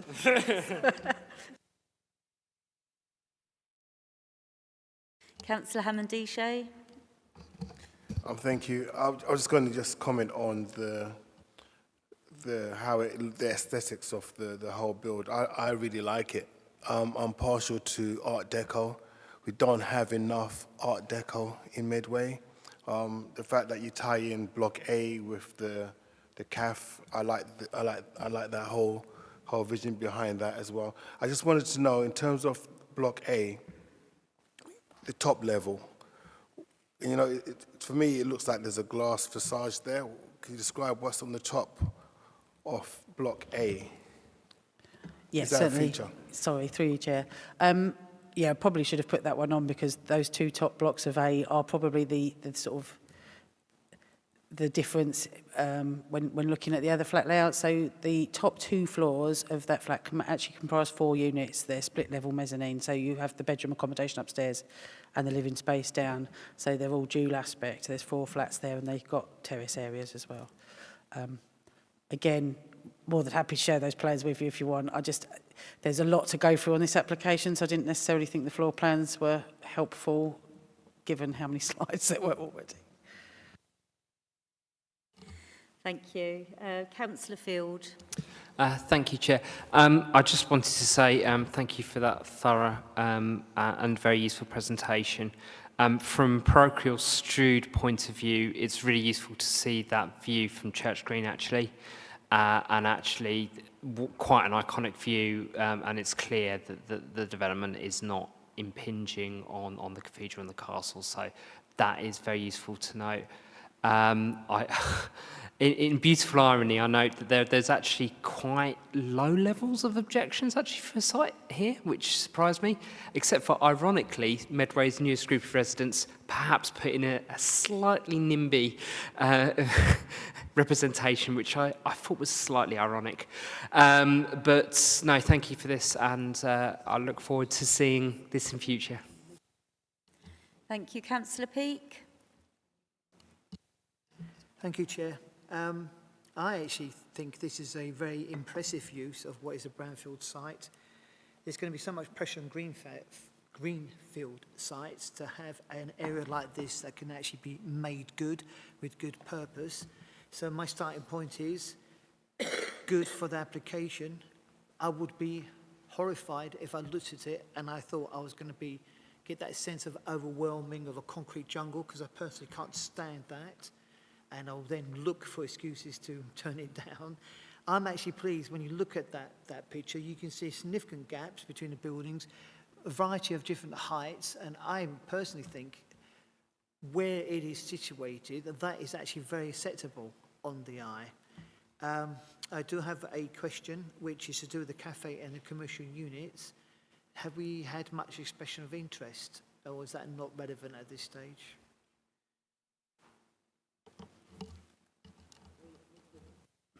Sorry, through you again, Chair. Sorry, we're nowhere near that part yet. I think the applicants were more keen to get over the threshold of the planning committee meeting first. But obviously, they can be. We can look to condition that if necessary to ensure that those discussions are had and it comes forward. But I don't think it's necessary particularly. No, Chair. The answer is no. There hasn't been any discussions yet. The usual thing here is that applicants feel. They do their soft market testing to see if there's likely to be a requirement here. And that's revealed that, yes, there's a lot of people who currently walk, cycle around Rochester Riverside. There are also going to be 1,400 homes here eventually, plus these. So a lot of residents there. So they feel that there will be a demand for the cafe. And in terms of that commercial area, it's quite flexible in the way it's laid out, so it's meaning that there's lots of options for it, which could include co-working as well as other commercial aspects. So they've done the soft market testing. Once they've got the planning permission, depending on members' decisions tonight, and as they move forward with it, they'll do the harder marketing then. Could I thank you through you, Chair? Can I say that obviously you never know with businesses what's going to take off, and sometimes you can't define why. However, there's definitely a pull to customers, and it includes myself, getting near water. In this location, I'll be absolutely amazed if it doesn't do well. And it makes me think of what seems like such a long time ago when we first got elected 2 years ago, was look at the intra and talk about the whole concept of developing riverside development, which is something I'm very, very keen on. So to me, this is definitely a plus. So thank you. Any other member? No? Okay, so I had concerns over the height of this, but I'm quite happy now that of the 9 stories, but now I've seen the presentation and due to viability, I'm quite happy with it.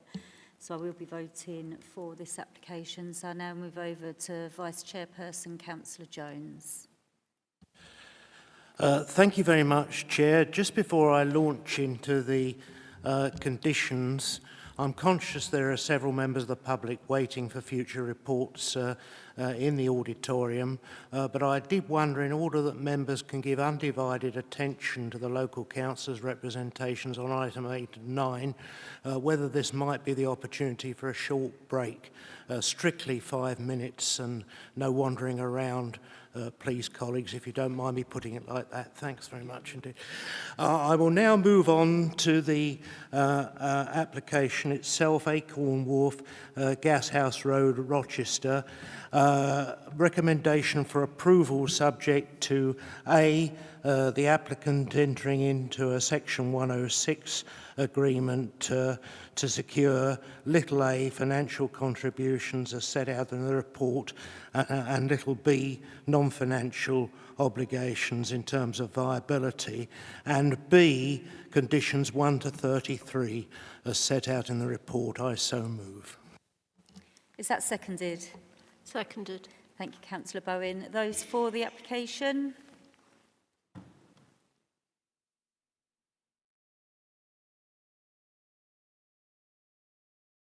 That's 13, Chair. Those against? That's 1. Thank you. Thank you. The application is therefore approved. Now we will take a short break. If we can get Julie to put the timer on. No, I'm joking. Okay.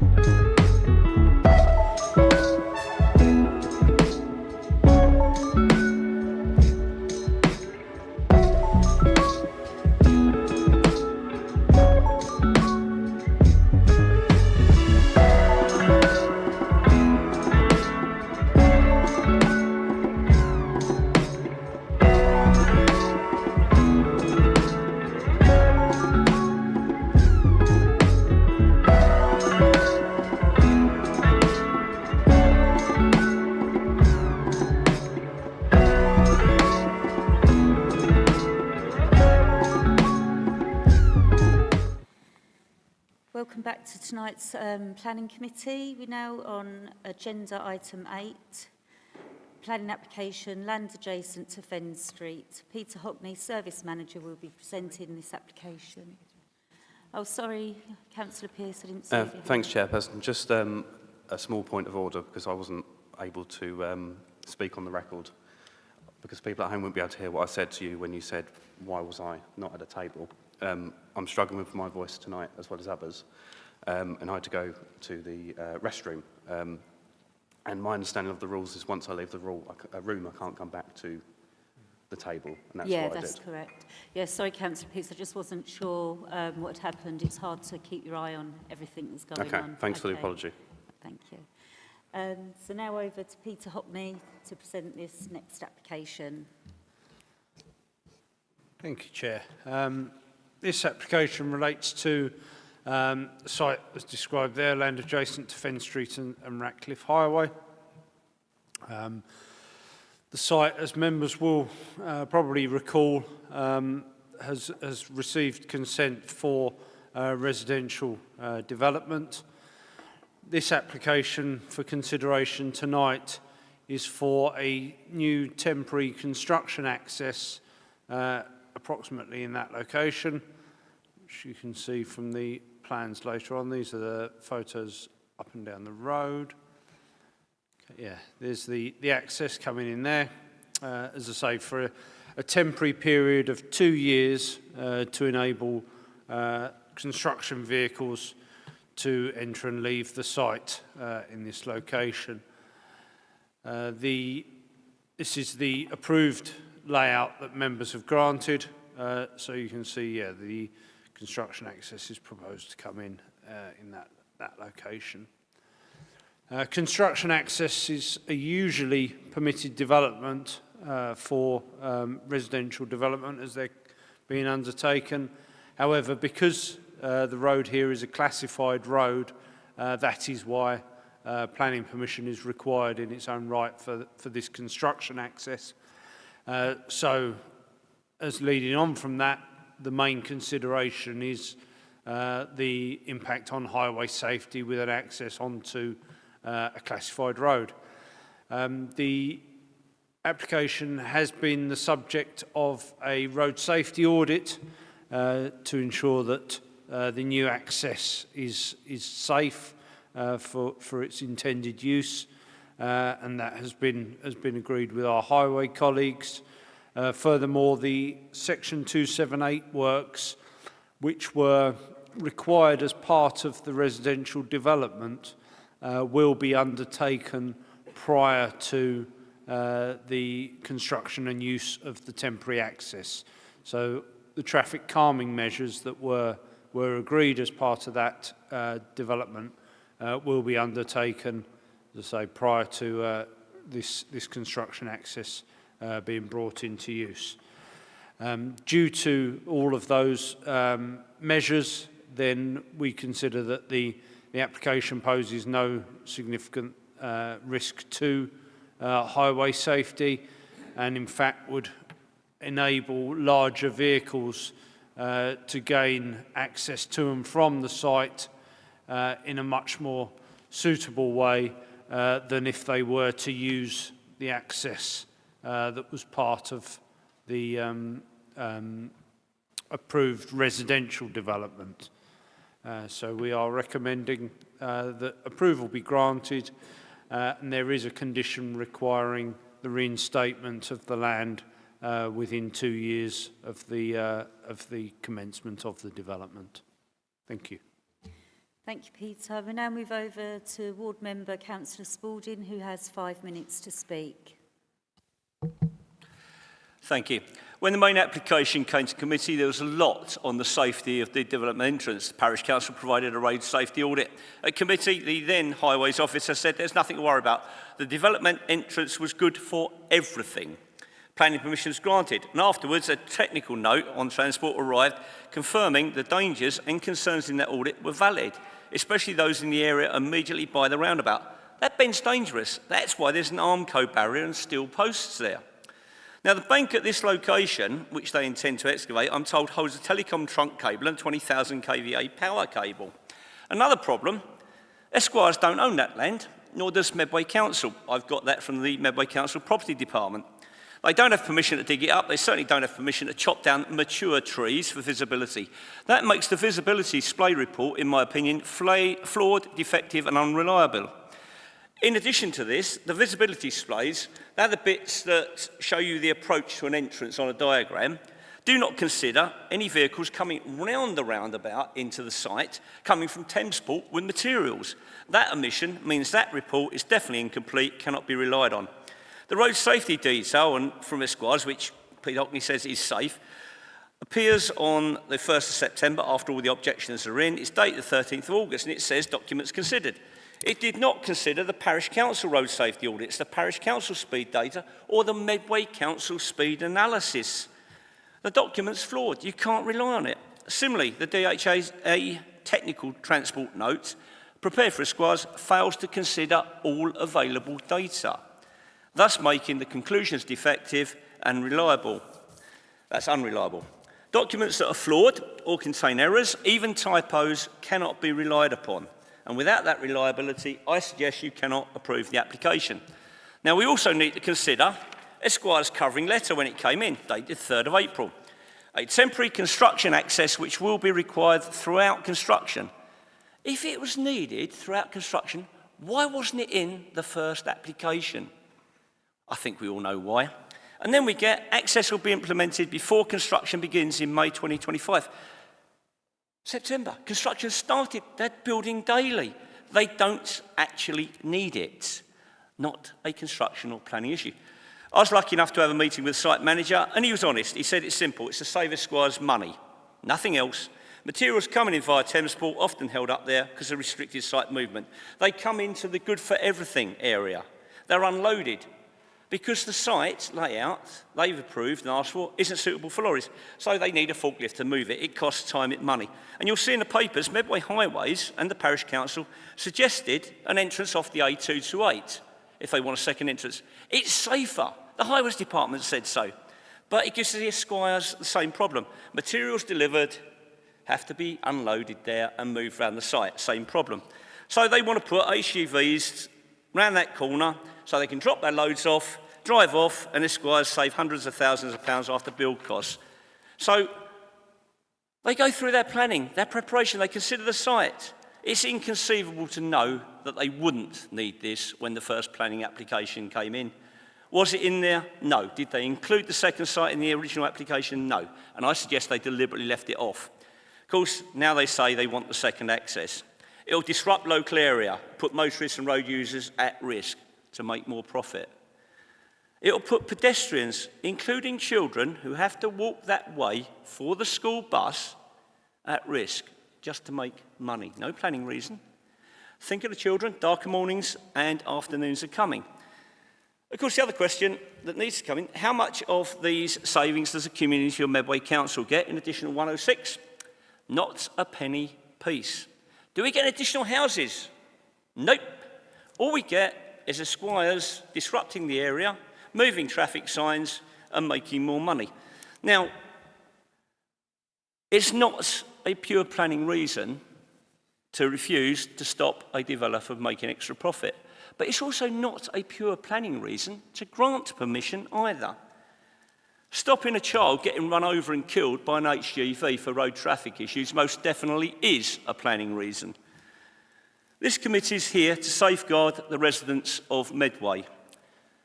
They don't actually need it. They can use what they've already got. It will just cost them more money.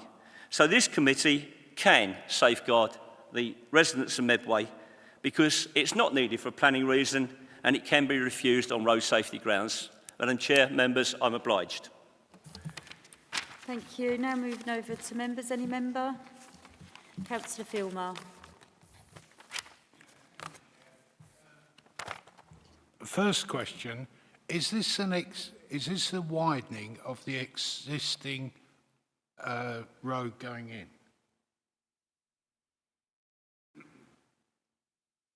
Sorry, Peter, you can come in. Thank you, Chair. No, this access point is a new access point. The access that exists into the site through here is in this location. The proposed temporary construction access is in this location. Right, so at the moment there is one access that serves the site and the overflow car park for the zoo, is that true? That's correct. So the existing access would, currently serves the overflow, which I think is in this location here, as you alluded to, Councillor, and the obviously the current construction access to build these houses, and indeed once they start to be occupied, the estate road as well. Right, so my concern is the fact that we're giving planning permission for a temporary entrance, and I can foresee in a few years' time, we'll be sitting here looking for another application saying making it permanent, because the car parking area for the overflow will then have houses put on it. So regarding giving this temporary access, I am very concerned that it won't end up permanent. Okay, Peter, did you want to come in? Thank you, Chair. Yeah, the key point in relation to that is this area is proposed open space and landscaped area that was part of the development, which members gave considerable weight to in terms of the setting of the development in this location, and in addition was required as part of the ecological enhancements as well. So there would be significant issues that I can foresee coming forward if indeed an application was put forward to either keep it permanently or to construct any additional development in that location. I think it's important for members to just consider what's in front of them in terms of the application before them, which is a construction access for 2 years, and there are considerable reasons why it wouldn't be either extended or indeed made permanent. Thank you. Can I just come back on that? The speed that they're doing the build out there, why do they need 2 years? 2 years is the upper maximum because beyond 2 years there would be a requirement for biodiversity net gain to be delivered as part of this application. So it's the upper maximum, and that needs to be in terms of the reinstatement of the ground as well. So it would be considerably less than 2 years, in my estimation. So can we put a condition on that it's 1 year then? I would suggest that we keep it at 2 years, because that's as I say, the evidential requirement that we've got because of biodiversity net gain, and that's the planning reason as to what the length of time that the temporary consent is granted for. I think I would be wary of arbitrarily picking a different time scale, but we can certainly encourage the applicant to complete the development obviously as soon as possible, and indeed to start the reinstatement of the area, and then finally the access point as soon as practically be possible. Thank you. Dave, did you want to come in as well? Chair, if it's okay, just to add what Peter says, I think he's right, Councillor Filmer, not to restrict it to 1 year, because it's possible that the development may take longer than 1 year, and we don't want to be coming back and renewing a temporary consent. So I think having an upper level of 2 years is right. But the main reason for well, there's a number of reasons for the temporary access. One of those is to get the development completed as quick as possible, partly to the benefit of those adjacent residents there, because it will, construction will have an impact upon them. And then the other thing, recently I've been in touch with the parish council, and we will be having regular meetings with the developer, with representatives of the parish council, to deal with any construction issues and that impact and resolve those. Okay, thank you, Dave. Councillor Pearce. Thank you, Chairperson, and forgive me for my voice this evening. Just on a technicality, in the conclusion and reason for approval, it references the Medway Local Plan 2023, which doesn't exist. We, of course, have a Local Plan 2003. So that's the first thing. Second thing, I think this application just demonstrates that the first application wasn't ready to be decided. And as I mentioned at that meeting, the key issue for me was access and highway safety. And I did say that the access should come off the roundabout. We don't know why they didn't propose that, probably because of costs. I think with this, that corner is just as dangerous, if not more, than the exit for the visitors to the zoo, that shared access. It's a very dangerous road. We've just had the holiday season for the caravan park in All Hallows, and I've driven down that road a few times, and the speed in traffic along that road is unbelievable. It's really dangerous. There's cars overtaking other cars in slow-down sections, for example.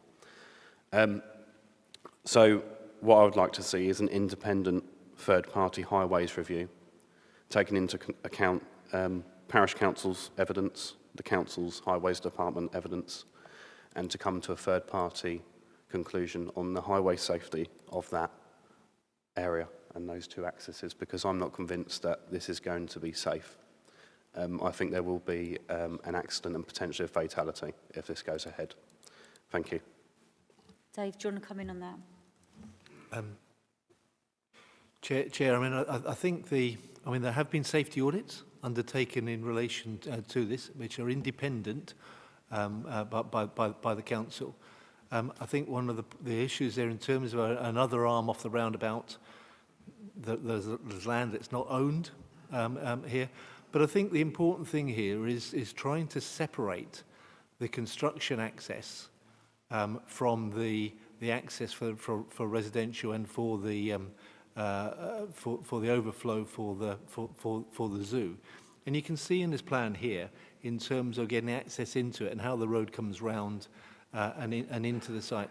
Councillor Spalding's right. It's not impossible for it to be used for a construction vehicle.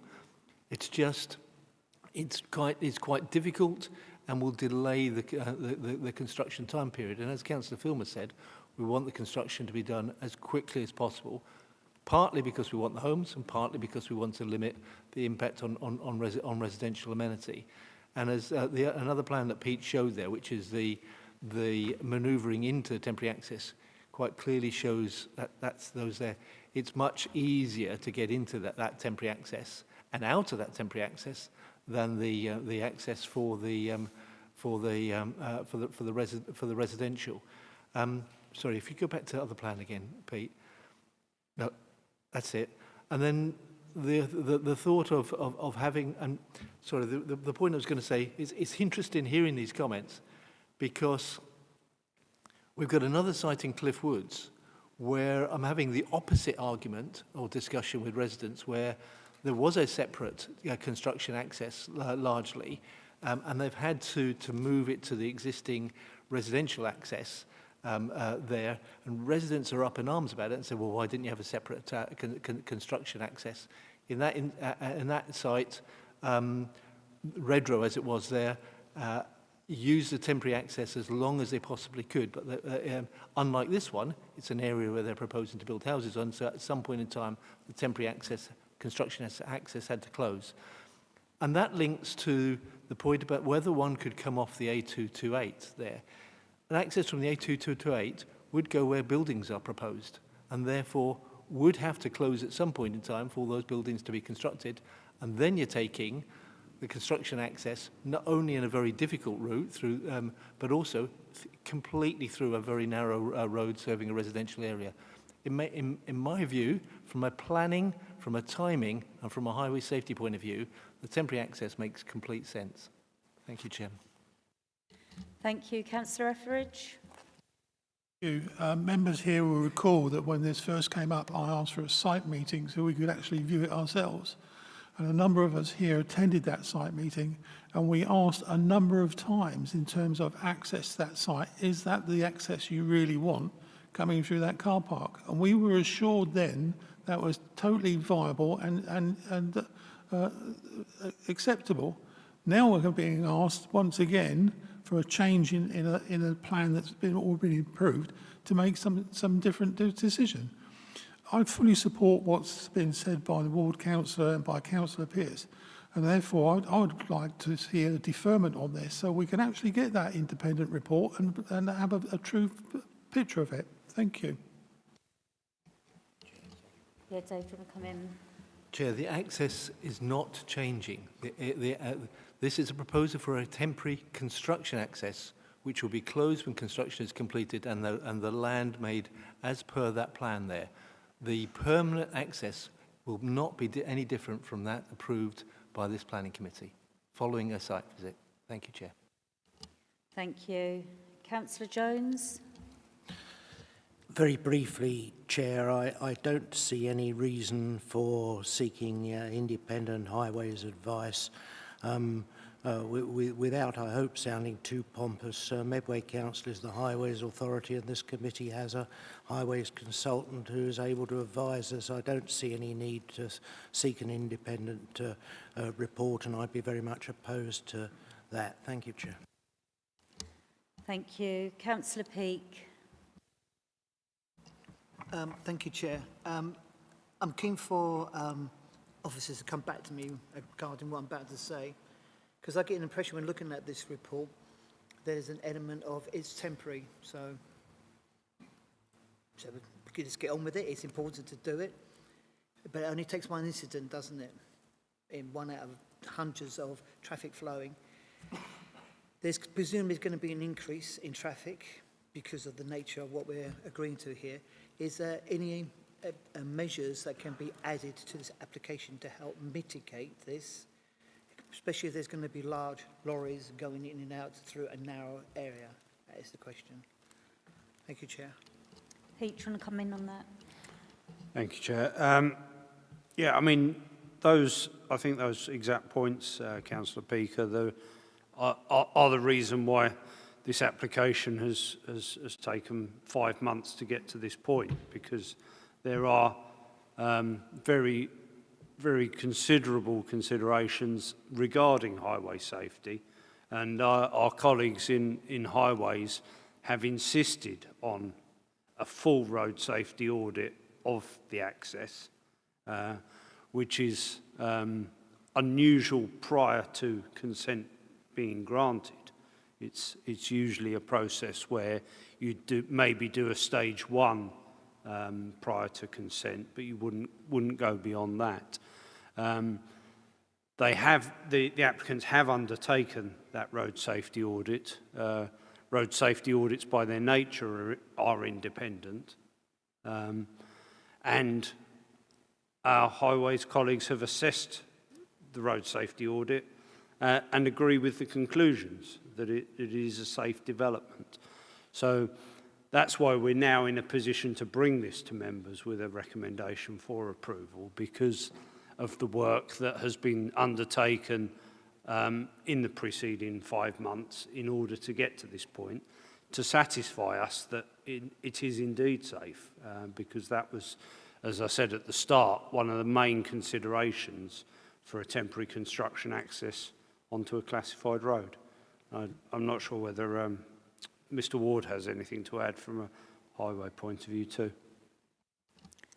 Yeah, I echo what you say there, Pete. As you say, it's been a long process, and we've had a lot of discussions with the applicant, and we insisted that an independent road safety audit was undertaken. And I think it's key that we stress that the road safety auditors act independently. They're not working for Medway, they're not working for the applicant. They are assessing the site purely based on what they see as road safety professionals.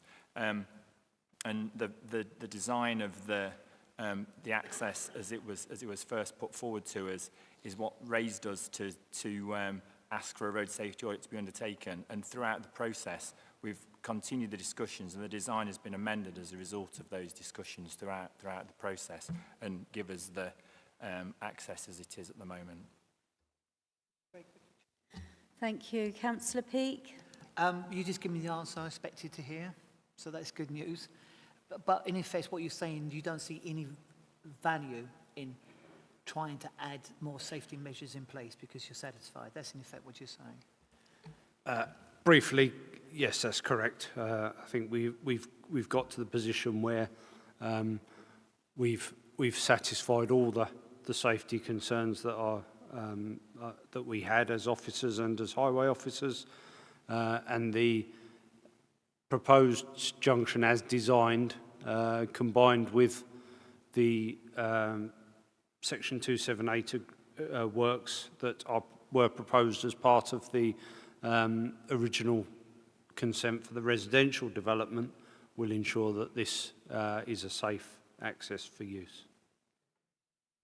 Thank you. Councillor Hammond-Shea.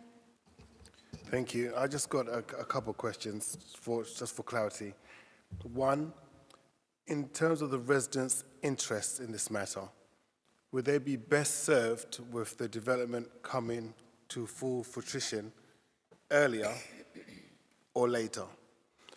And also, if the access road they're asking to have inserted there, while we're going for independent reviews and whatnot, will building still take place anyway? So if they're going to build anyway, they are already starting building anyway. So I just want to get an idea, like, what we're trying to do here. This when it came to planning, was very contentious in the first place. There wasn't a broad welcoming for this development. It just about got in. So my gut instinct is like there's an extension of that resistance to have this come to pass, and passing on, saying to the developer, you have to do it by hook or crook on your own. We gave you the permission, now you're on your own, and just get on with it. We're wiping our hands clean of it. They've asked for assistance because they think it's going to speed up the build. And if that is true and the build is sped up, surely that will improve the quality of life for local residents. Less upheaval, but I think this whole planting your flag in the sand and just know, I think it's a bit childish myself, personally. There was a question in there. I think I answered it as I was speaking it out. I think you have, yes. Yeah.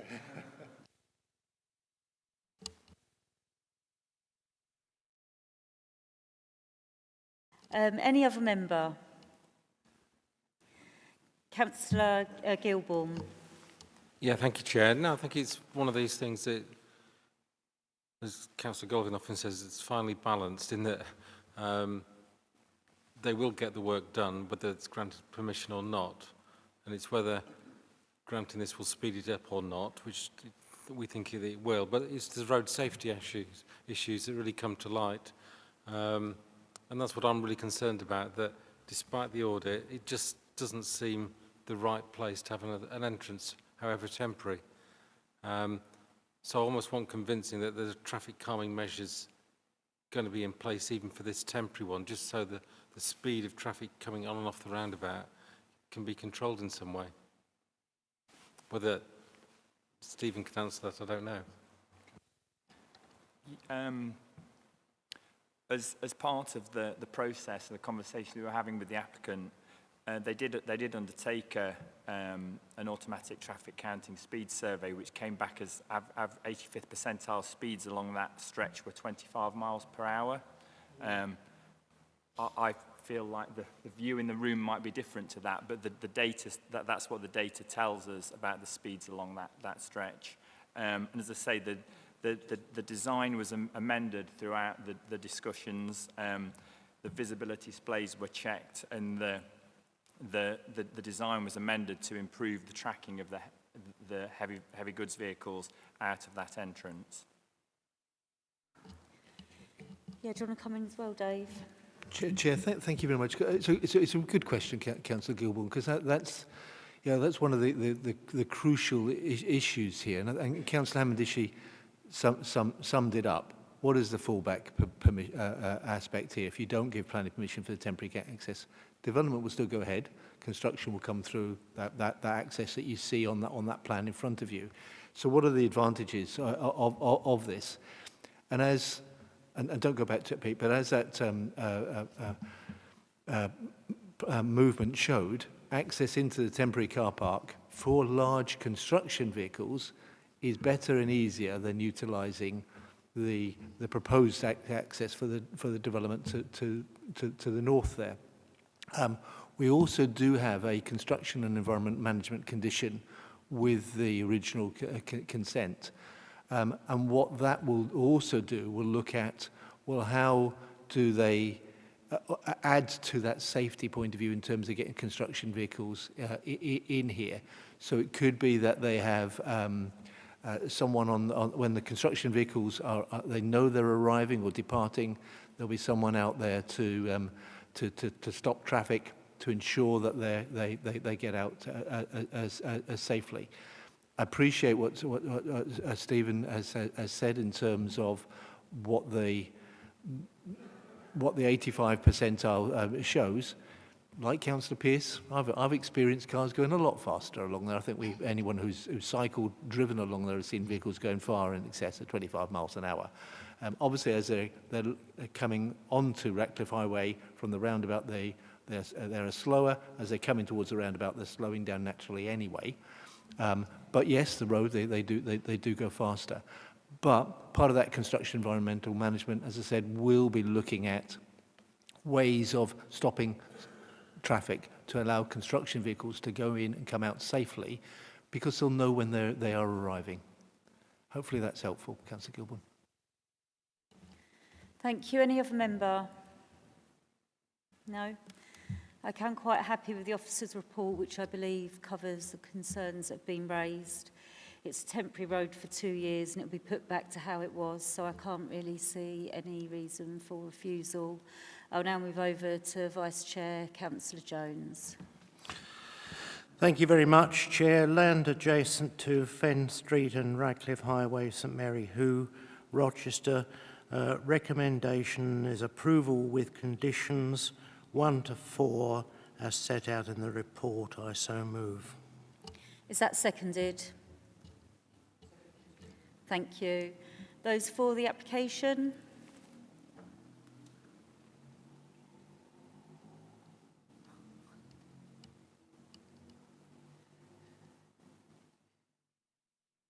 That's 11, Chair. Those against? That's 3, Chair. The application is therefore approved. Now moving on to agenda item 9, a planning application for land to the rear of the old vicarage. Amy Shardlow, Senior Planner, will be presenting this application, so over to you, Amy. Thank you, Chair. Members may remember this site. It has been to committee before. The site here is shown in the red outline. The application is a hybrid application which seeks full planning consent for one plot as a self-build unit and an outline application for 2 self-build units with all the matters reserved other than access. Here it shows the site location outlined in red, and we can see the 1 self-build unit to the north of the site. Here are some photos of the site. So looking towards the north, the existing planting on the site, the west of the site, and the access road leading in. That's the direct access to the plots. This slide shows the previously approved, which was for 2 units, with the access again shown on the plan, and an indicative layout for the 3 units that are now being applied for. The plot 3 is the one located, oh, I can't get one, here, and these 2 are indicative. Oh, I want to go back. How do I go back?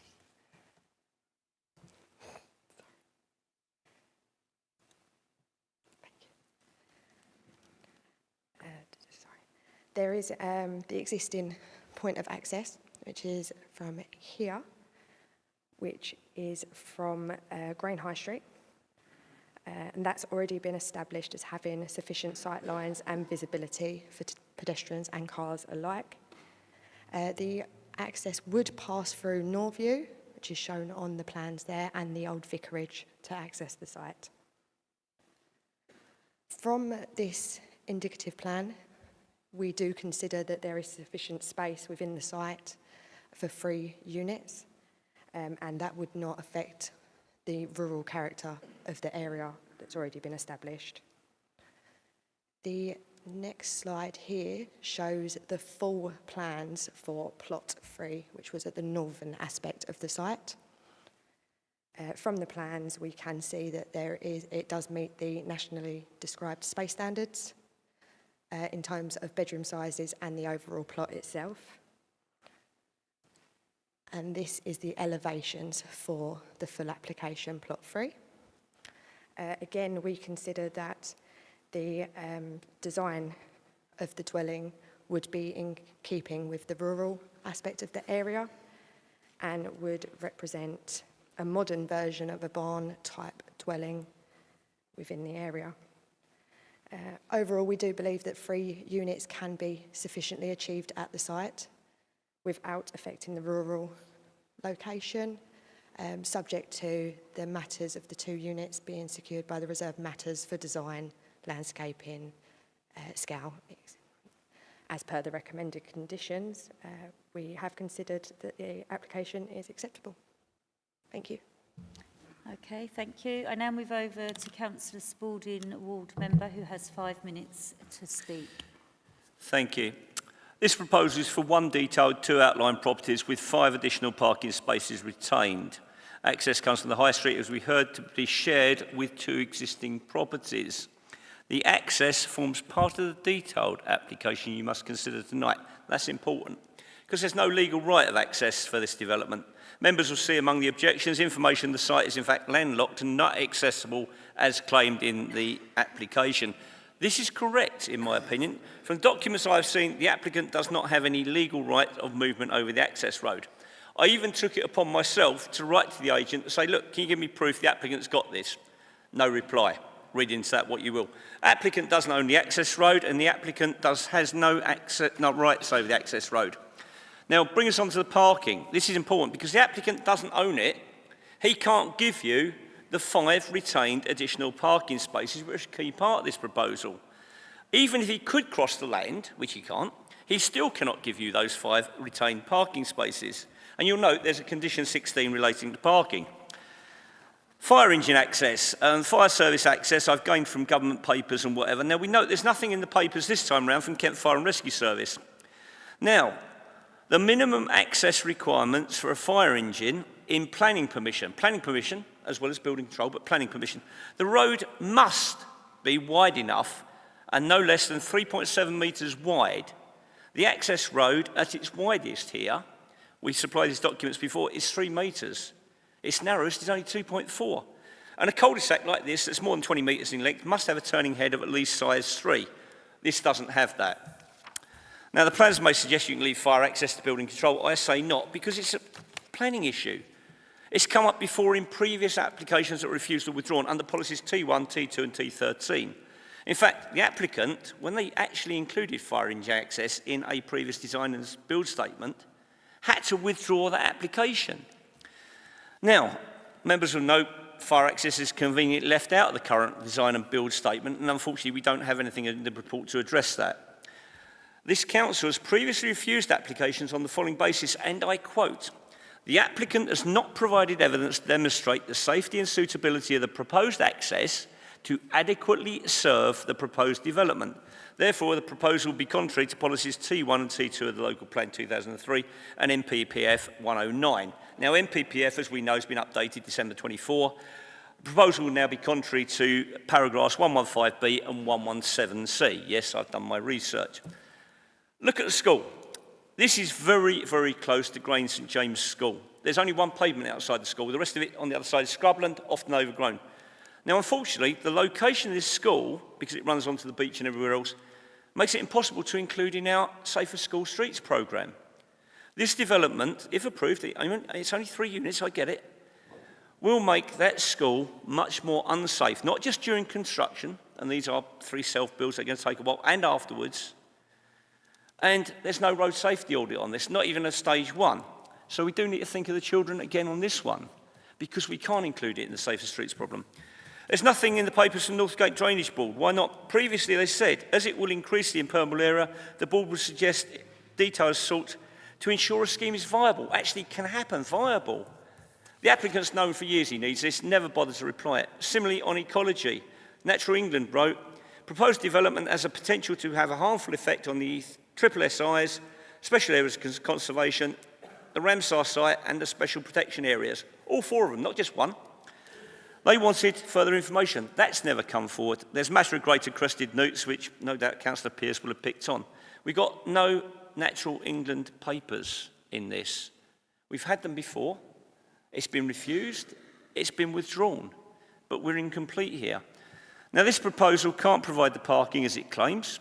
It can't provide the access as it claims. Therefore, the access is insufficient in planning terms of T1, T2, T13 and MPPF 115B, 117C. The drainage is not viable. Doesn't even get off the drawing board, this one. Why? Previous applications, previous documents. There's an impact on the ecology sites which cannot be mitigated. Natural England has said so. And finally, it makes the streets around the school unsafe, contrary to this administration's current Safer Streets Schools policy. Madam Chair, members, thank you very much. Thank you, Councillor Spalding. I now open the floor to members. Any members? Councillor Pearce. Thank you, Chairperson. I've seen from the representation from Southern Water that they asked for a specific pre-commencement foul drainage condition. And I'm looking at the conditions here. I can't see it unless I'm mistaken. So I can't find any reference to how to deal with that issue that Southern Water has raised. And then the other question is, I understand there's a habitats regulation assessment for 2 properties, but this introduces a 3rd. So have we got a HRA for the 3rd property and the impact from 3 properties on habitat sites? Thank you.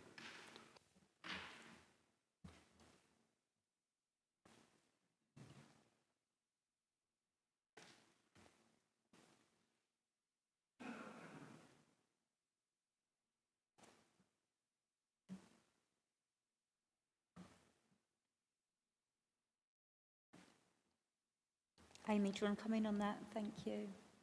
Thank you. In regards to the drainage issues raised, we can actually apply a sustainable drainage condition to the application with regards to the site itself, which will require the submission of those details to be submitted to us and approved prior to the commencement of the development. Okay, thank you, Amy. Any other member? Councillor Golvin. It's my understanding that we've, over the years, had quite a shortfall in the amount of self-built plots available here in Medway. It's a bit like the proverbial buses, isn't it? It's strange that you get none for a long, long time. Now we've got 3 tonight's committee. I certainly like the idea of self-built. It gives a variety of architecture. When people are building their own home, they certainly put a lot more effort to make it to look nice and use good materials. So whilst this is a hybrid and the other 2 buildings will have to come later, I would expect to see a very good specification for the others as well. As far as fire access is concerned, I think on quite a number of occasions in the last few years, we've allowed homes to be built on sites that could not have a direct access to a fire pump. The specification that the fire service use is can they get to it by connecting 3 lengths of hose? If they can get to it by 3 lengths of hose, they're quite happy about it. That's my understanding. I was on the fire authority for quite a while. Any longer than that, then that they would make an objection.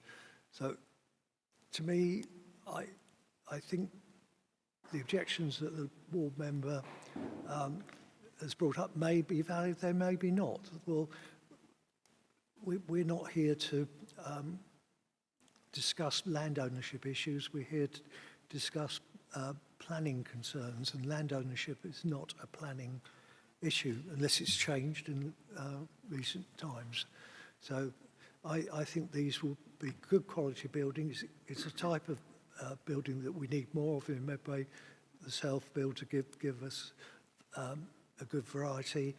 And when you've got small buildings, plots like this, they tend to be built out quickly, unlike a lot of other people we could mention who've got planning permission here in Medway, and we've yet to see a single brick on the site. So whilst I understand where the local member's coming from, I think those issues will get sorted out in the due process. Thank you, Madam Chair. Thank you. Sorry, did you actually have a question there, or was there a question about fire access or not? No, okay. Just go over to Peter now. Thank you, Chair. Yeah, just picking up on a few bits. I think in terms of the additional condition, we'd be looking for one for foul drainage. I think the sustainable drainage is included in the recommendation under condition 22. The impact on the nesting birds will be dealt with through the SAMS payments. Members will notice, I think, from the history and no doubt from their recollection, that consent's already been granted for 2 dwellings on the site, and 2 payments have already been made as a result of that. The additional payment for the 3rd dwelling will be made prior to the issuing of the permission, and will be paid whilst the unilateral undertaking for the self-build element is being finalised, subject, of course, to members' resolution to grant. In terms of I think the history, whilst I think Councillor Spalding in his presentation raised a number of the issues in relation to previously withdrawn applications and refusals, I think the key points to my mind for members to consider are that there has already been consent on this site in 2018 and in 2024. 2024 one was for full application for 2 dwellings, which which came to this committee approximately a year ago. So in the intervening period, there was an application for 4 dwellings, which we as officers considered unacceptable because, as Ms Shardlow alluded to in her presentation, that the pattern and character of the development in the surrounding area is of relatively large plots with detached houses within them. And we considered that 4 would result in a development that was essentially too cramped and against the overall pattern of development. 3 does sit satisfactorily within that. Councillor Golvin's points about land ownership and planning saved me addressing those, so thank you. Thank you, Peter. Now, Councillor Campbell. Yes, thank you, Chair. This particular stretch of High Street to the coastal path, I've traversed this several times, chasing sunsets. It's an absolutely beautiful part of Medway. I I mean, I'm not opposed to the idea of using this land to build 3 dwellings, and I agree with several things that Councillor Galvin has said, that self-builds are a good thing, and the architecture does seem sympathetic. However, I guess I'm just knowing the narrowness of that street, knowing how all the other houses are kind of fairly close to that narrow street, and the school and the children, and I've walked past them, I'm just not able to visualize how the actual construction will take place safely in a way. So, but I know you will be asking for a construction management plan in place, right? So I just want you to reassure me that sensible measures will be put into place, that there will be some oversight as to where those construction vehicles will access the site, where they'll be parked, and to try and mitigate the disruption that will cause to a fairly small rural community. Yeah. Thank you. Yeah, Pete, did you want to come in on that? Yeah, just I would just agree with the points that you just made, Councillor Campbell. I think in terms of the construction management plan, it's going to be key in this place to ensure that it's suitable not only in terms of safety but in terms of minimising disruption as well. So I would envisage looking at delivery times to ensure that they didn't sort of correlate with school drop-off and pickups and those sorts of elements that you would maybe not consider on every construction site because they don't have the similar surroundings, and that's why sort of each application is very different in terms of its planning considerations, and that's something that we will be looking at as part of this construction management plan. Thank you. Thank you, Peter. Councillor Pearce? Did you not put your hand up? Sorry. Was there any other member? Seeing things now. Right, no other member.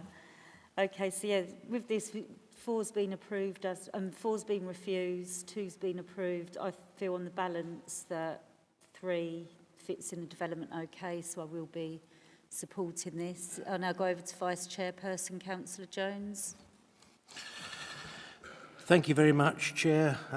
Land to the rear of the Old Vicarage, High Street, Isle of Grain, Rochester. Recommendation approval subject to A, the applicant entering into agreement under Section 106 of the Town and Country Planning Act to secure the dwellings to be delivered and occupied as a self-build development, and conditions B, 1 to 23, as set out in the report, plus an additional condition to be inserted on foul drainage to be consulted in the normal way by the Chief Planning Officer with the Chair, Vice Chair and spokespersons. Thank you. Sorry, Dave. Sorry, thank you, Vice Chair. Just one additional thing in there is that we secure that third SAMS payment prior to releasing the permission. I move in addition what the Chief Planning Officer just said. Thank you. Thank you, Councillor Jones. Is that seconded? Seconded. Thank you. Those for the application?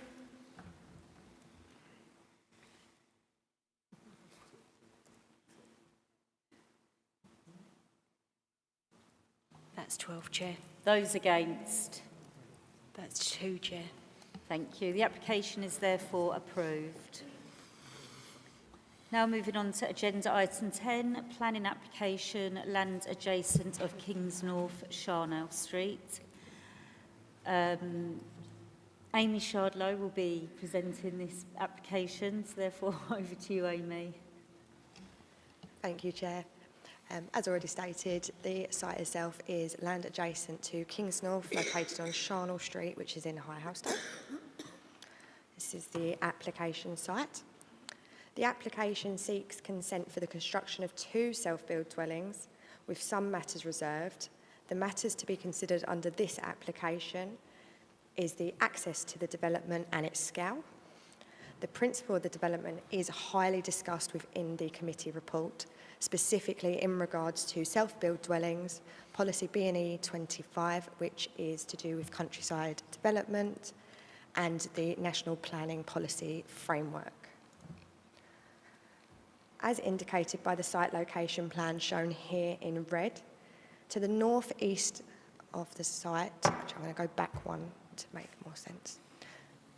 To the northeast of the site, there is a cluster of dwellings, which my mouse doesn't want to show. There we go. A cluster of dwellings. And then there is some small parcels of land, another dwelling here, parcels of land.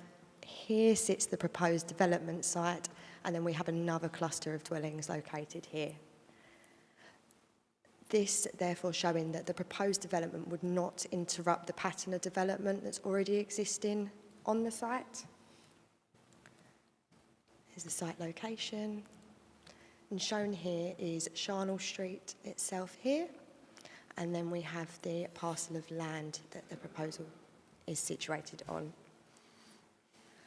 Currently, the parcel of land views as pretty much garden land with some shrubbery and trees located to the rear of the site and to the frontage, which is Charnel Street. Here is an indicative site layout showing the two dwellings accessed from Charnel Street. The access would be from Ratcliffe Highway onto Charnel Street. And it is a fairly narrow street. However, Charnel Street does still allow two-way vehicle movements throughout the street. And we do acknowledge that Charnel Street is part of a cycle route that is used to avoid Peninsula Way. However, we do consider that the addition of the two dwellings alongside the level of occupancy would not be detrimental or impact the safety for pedestrians, cycle users, or highway safety. The indicative site layout does show 3 parking spaces for each dwelling, and Medway Council's parking standards require the provision of 2 car parking spaces for a 3 or more bedroom property.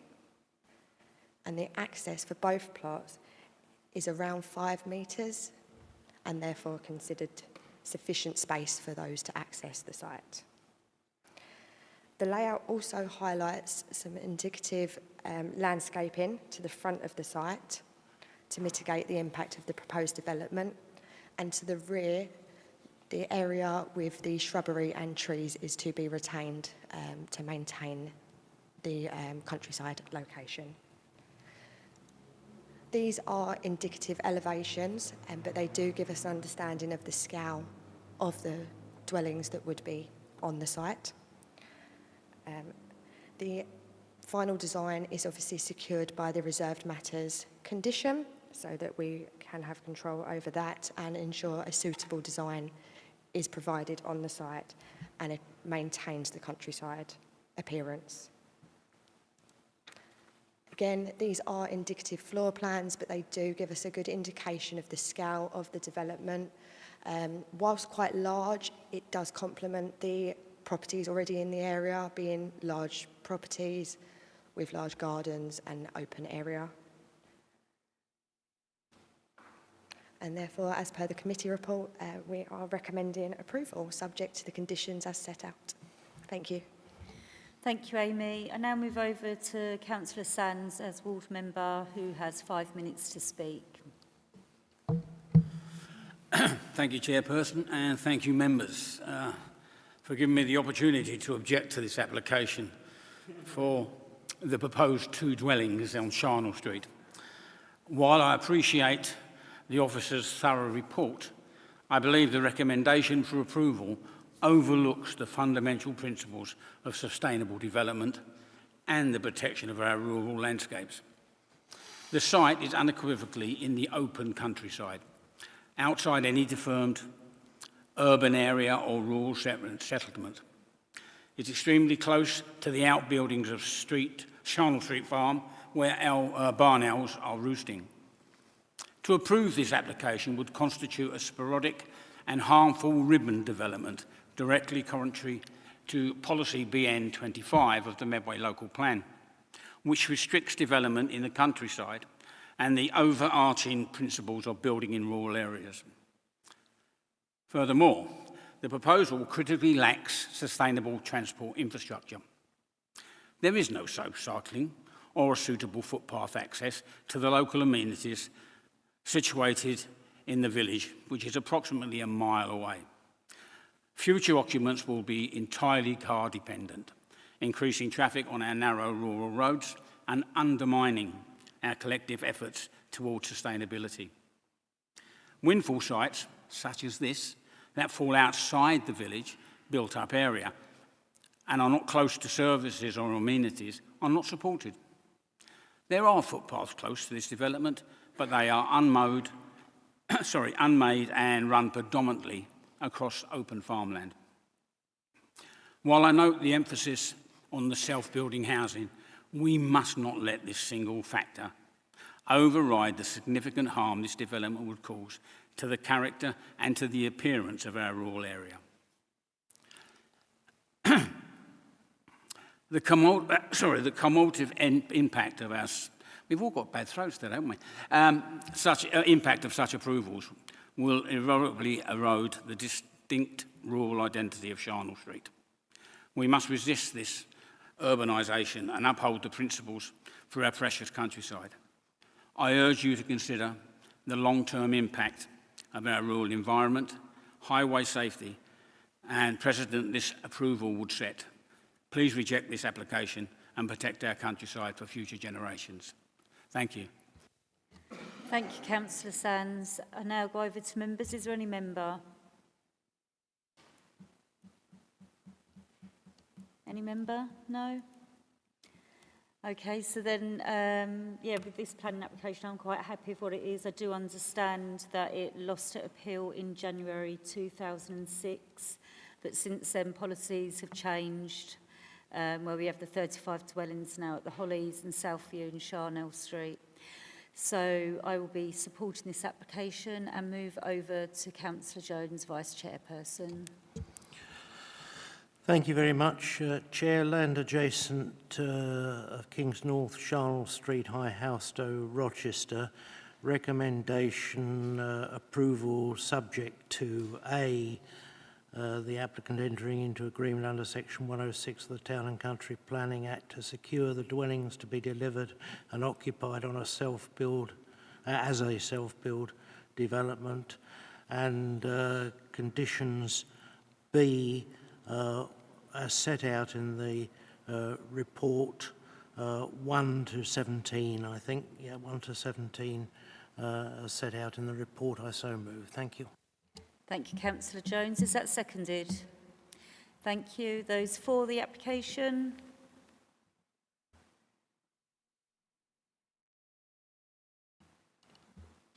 That's 12, Chair. Those against? That's 1, Chair. Thank you. The application is therefore approved.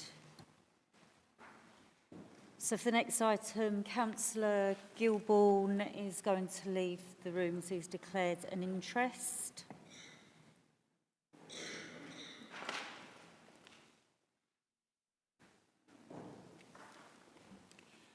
So now moving on to agenda item 11, planning application for Hempstead Library. Jackie Olsen will be presenting this application. So over to you, Jackie.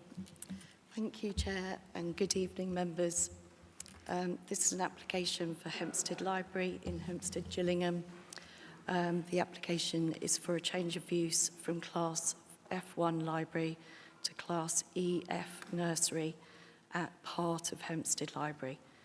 This would facilitate a move of Hedgehog's Nursery from the All Saints Church in Hempstead to the library. 30 children are proposed to be accommodated in the nursery.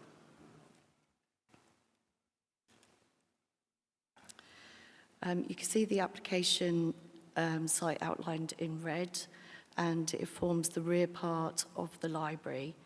It's surrounded by Hempstead Infant School, which is the grey roofs that you can see in the right-hand photo. And Busy Bees Nursery is located to the rear of the site, which is these red roofs here. There are residential properties on the other side of the street, and it's just worth noting that Hedgehogs are currently located at All Saints Church, which is about 200 metres to the north of the site.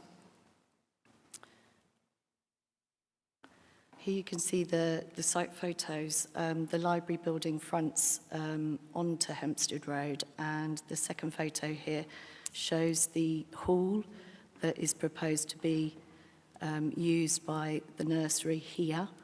The entrance would be down the side of the library and then through these gates and this door here. And this area of hard standing would be the play area for the children. And you can see in the photos, the two bottom photos, the street scene, with restricted parking outside the school and the library, but parking is available on other areas of Hempstead Road. So no internal layout changes are proposed. The main hall would become the play space split between under 4s and under 2s. The toilets and kitchenette would remain largely the same, and the two rooms to the south here would become an office and a proposed baby sleep room. This shows the entrance here, and this would go out to the garden area. So just to show with the loss of the hall, the alternative accommodation within Hempstead Library, so this room would be able to accommodate all but the very largest groups that currently use the hall. And obviously All Saints Church would be vacated and available for large groups to hire outside of the library. Just go back to this, just to talk about the parking. So no parking is proposed as part of the change of use, but there is parking on Hempstead Road and the surrounding streets. The proposal also has longer opening times for the nursery, so from 7:30 in the morning to 6:30 at night. And this is to allow parents to stagger the drop-off and pick up times so they don't clash with the school and ameliorate any parking concerns. It's also recognised that due to the proximity of the school, there would be opportunities for siblings to coordinate trips. Overall, the proposal is considered to be acceptable in regards to design, amenity and highways, and the application is recommended for approval as set out in the report.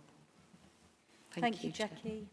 We'll now move over to Ward Member Councillor Lawrence, who has 5 minutes to speak on this item. Thank you, Chair, and thank you for allowing me to speak to the committee this evening on this application. Hempstead Library Hall is a much loved and used community asset that is suffering from a lack of investment, which reduces the potential for rental income that would go some way to assisting the library service to meet its income targets. Councillor Gilbourne and I have met with the library service to understand their needs, and we have lobbied Councillor Gurung, the relevant portfolio holder. We have also held a public meeting at the library hall where 20 residents turned out to voice their opposition to the planning application. It was subsequently drawn to our attention that the library service themselves approached the applicant to see if they were interested in leasing the space, despite the existing use by various community groups based in Hempstead. Indeed, I'd like to submit for the minutes a record of events held at the library in the last 12 months, which runs into 2.5 pages. The committee is aware that work starts on Gibraltar Farm this year with 450 homes and over 1,000 new residents who may well be in need of community space in their vicinity. The application before you has a number of inaccuracies that I'd like to draw to your attention. The application does show changes to the outside of the library buildings, existing elevation and proposed elevation drawings, in that the rear door is blocked up and the new double doors are replacing the windows. The existing and proposed internal floor plans are the same, yet changes will be needed to make sure the building is compliant for Ofsted approval. On page 146, it says the church hall would become free if the nursery moved to the library. It's not the church hall, but the village hall. I'm afraid the officer made that mistake a number of times in her presentation. The hall is operated independently of the church with its own charitable status and management committee. The loss of the nursery would hit the income that the village hall raises, and who are likely to need to look for another main user of their facilities. The Village Hall Management Committee have spent over £50,000 in the last few years from their reserves to improve facilities for the nursery and other users. The church has also spent over £30,000 extending the off-street parking, benefiting residents on Hempstead Road to enable parents to drop their children at school. It should not be assumed that the Village Hall Management Committee will be able to accommodate all the previous users of the library hall, nor allow any use or letting of the village hall free of charge, as is the case for some community groups at the library. All-day star parking will not be welcomed outside residential properties on Hempstead Road, which is an absolute nightmare for drop-offs in the morning and in the evening. The application doesn't really mention anything about the use of the library hall by the primary school next door, dance groups, performing arts groups, which need the space offered by the hall. The other room in the library mentioned as an alternative is too small for such events, including the annual Hempstead Craft and Produce Festival. As set out in the report, guidance CF1 of the local plan deliberately states that community assets should be protected except in exceptional circumstances. In this case, there are no exceptional circumstances. There is plenty of nursery space in and around Hempstead. To summarise, the committee should be aware that the impact of granting planning in this case would lead to the loss of a valuable community asset in contravention of CF1. Impact on local groups who regularly use the space to hold meetings, loss of an event space, reduced footfall in the library itself, increased traffic congestion directly outside the school, and the likely impact on the finances of the Village Hall Committee. Ideally, I would like to have the planning refused in this case, but I would be grateful if the committee would consider deferring a decision to allow time for a group to be formed to take over that part of the library and operate it as a community asset. A meeting is taking place on the 1st of October, organised by Councillor Gilborn. The committee should also be aware that the main beneficiary of granting this planning application is the council itself through the lease that it will then issue, gaining it £16,000 worth of income. Thank you, Chair. Thank you, Councillor Lawrence. I now move over to members. Any members? Councillor Filmer.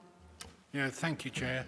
I totally get where the local council is coming from, and community assets are something we have got to try and hold on to, especially with the local plan that's emerging, with the amount of building out that way. Is there any way that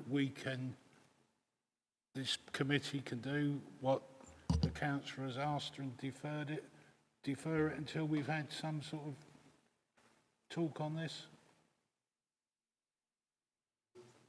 Yeah? You can move that, Councillor Filmer? Yeah, I'd like to so move that. Okay, is that seconded? I'll second that, Madam Chair. Okay. Those for a deferral?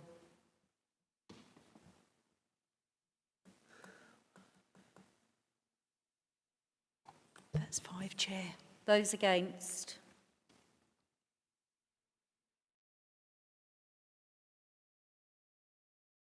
That's 7, Chair. Okay, therefore the deferral is refused.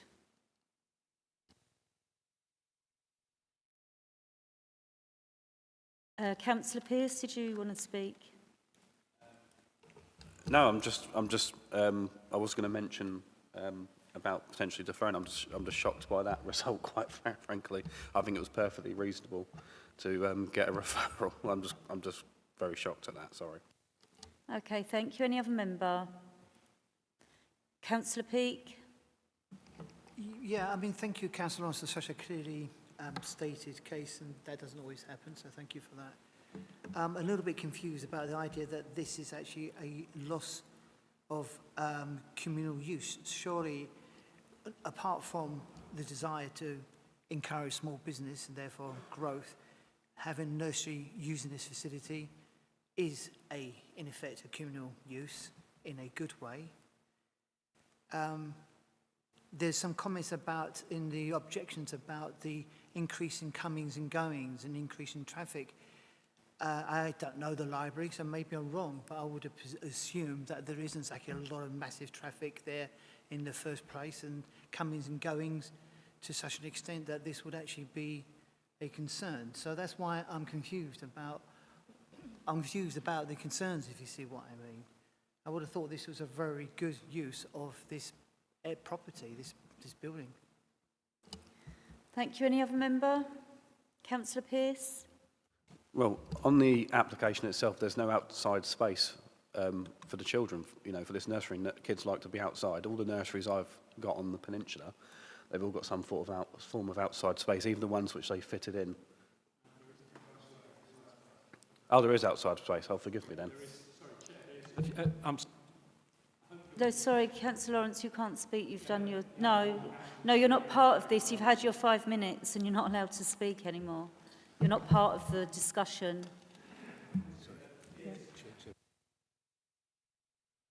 Okay, over to you, Jackie.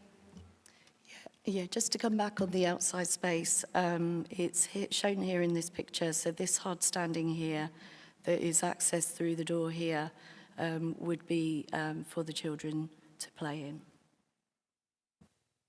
Thank you, Jackie. Any other... Oh, Councillor Hammond-Dishay? Oh, my God. Let me hope my voice holds out. I'm not too sure why Councillor Pearce is shocked by how people are expressing their views on this. I don't get it at all. You were once a child, you know that. Some are still children, but I want us to think about also the 4 letters of representation in favour of it. Yeah, one of them is the premises well suited to a nursery use. What's the problem with that?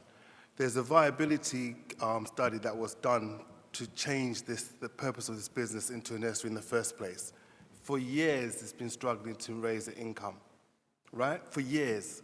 And it's reached this point now where the only way they consider it to be viable and add value to the community is as a nursery. And grown men, grown adults, can't see that connection. I don't understand it at all. This is the next generation you're talking about. Oh, go somewhere else. There's plenty of things elsewhere. Those young people will be there. Those young people will be there to take care of you in your nursing home. That's what I'll say to you. Income generation for the library is going to be increased and allows a local business to grow and thrive. And I think we're here for the local businesses. We're there for the community. I don't see why this is not doing that brief. How is this not fulfilling that brief? Explicitly say how it's not fulfilling that brief. Thank you.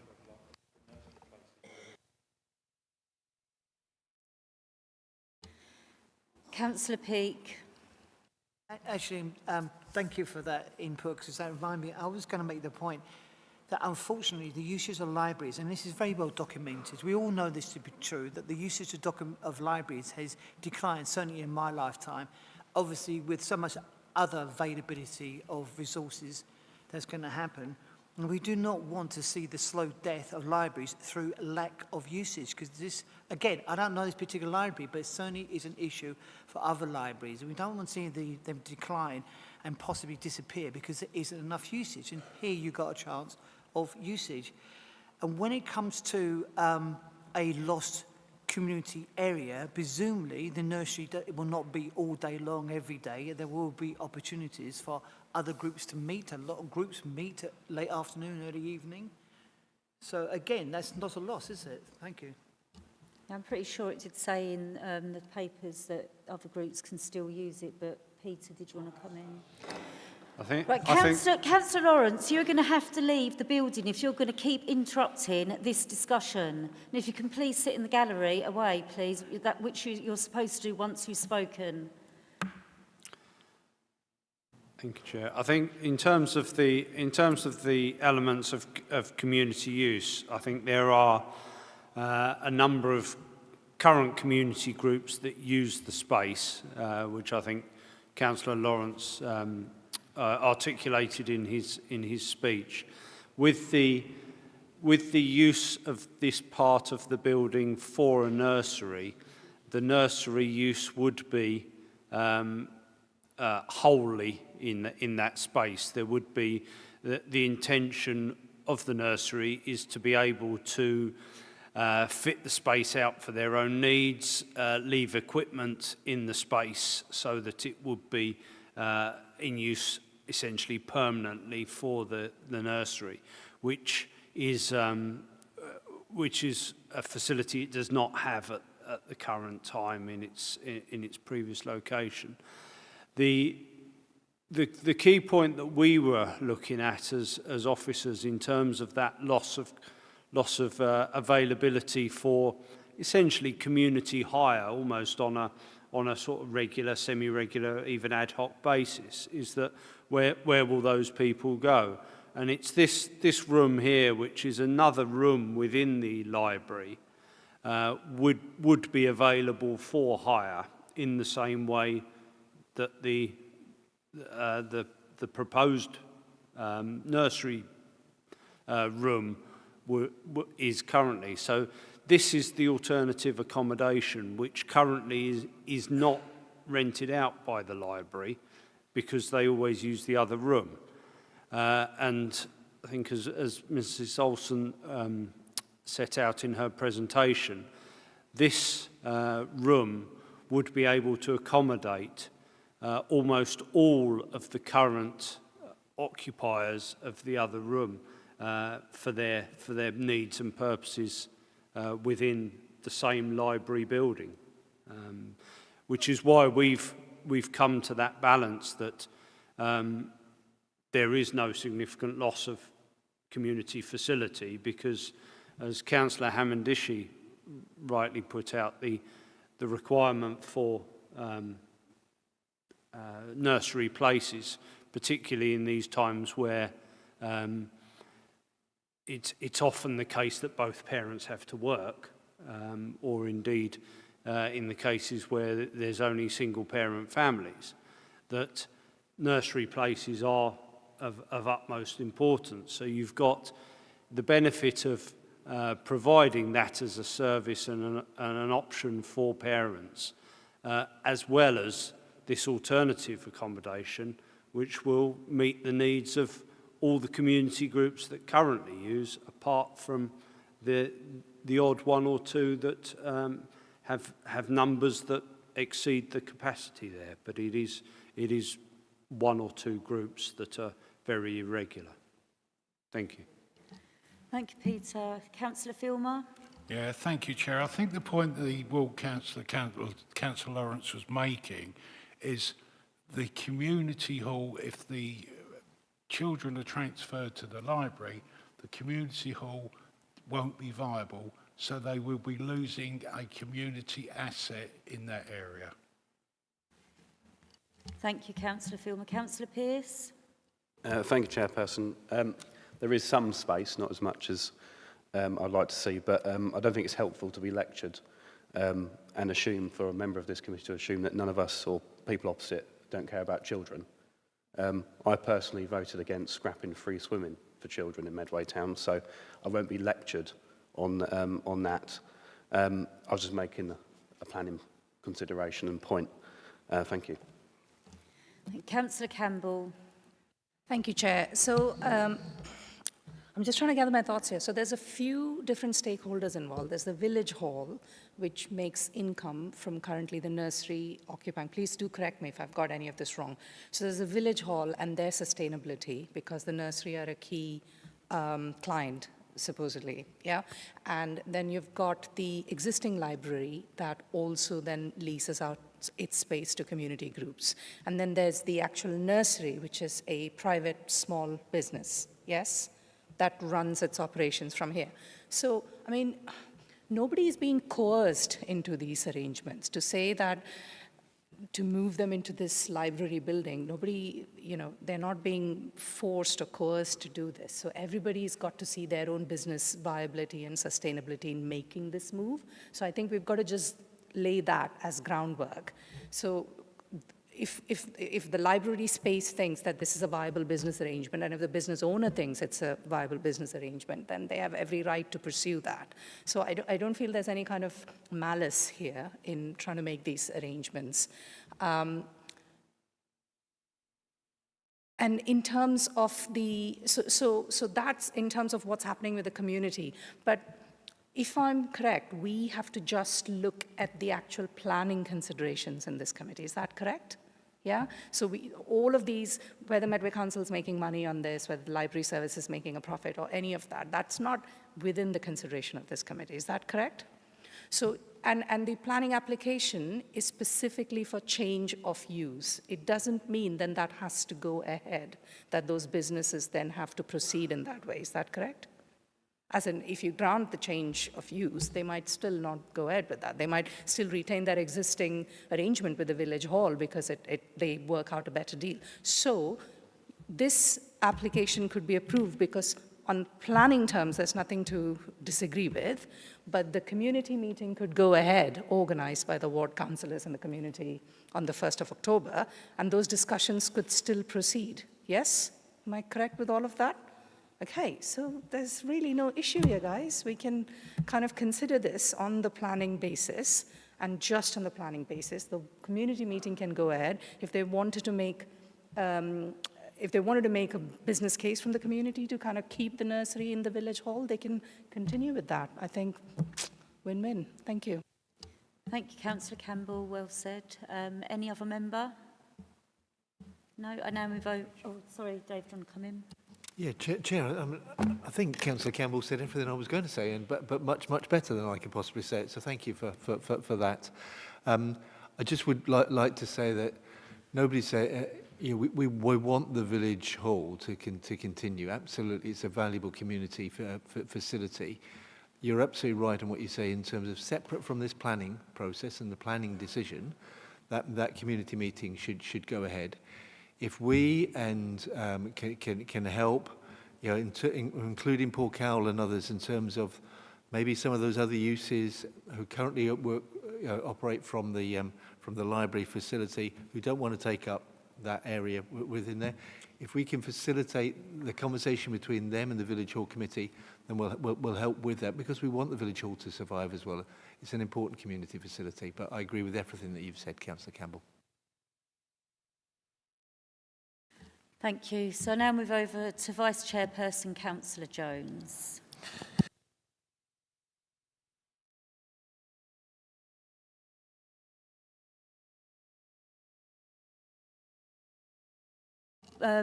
Your microphone, sorry. Oh, I'm sorry. Thank you very much indeed, Chair. I'd only just switched it off. The application in front of us for determination is Hempstead Library, Hempstead Road, Hempstead, Gillingham, and the recommendation is for approval with conditions 1, 2, 3, 4. Approval with conditions 1 to 4. I so move. Thank you. Thank you. Is that seconded? Thank you. Those for the application?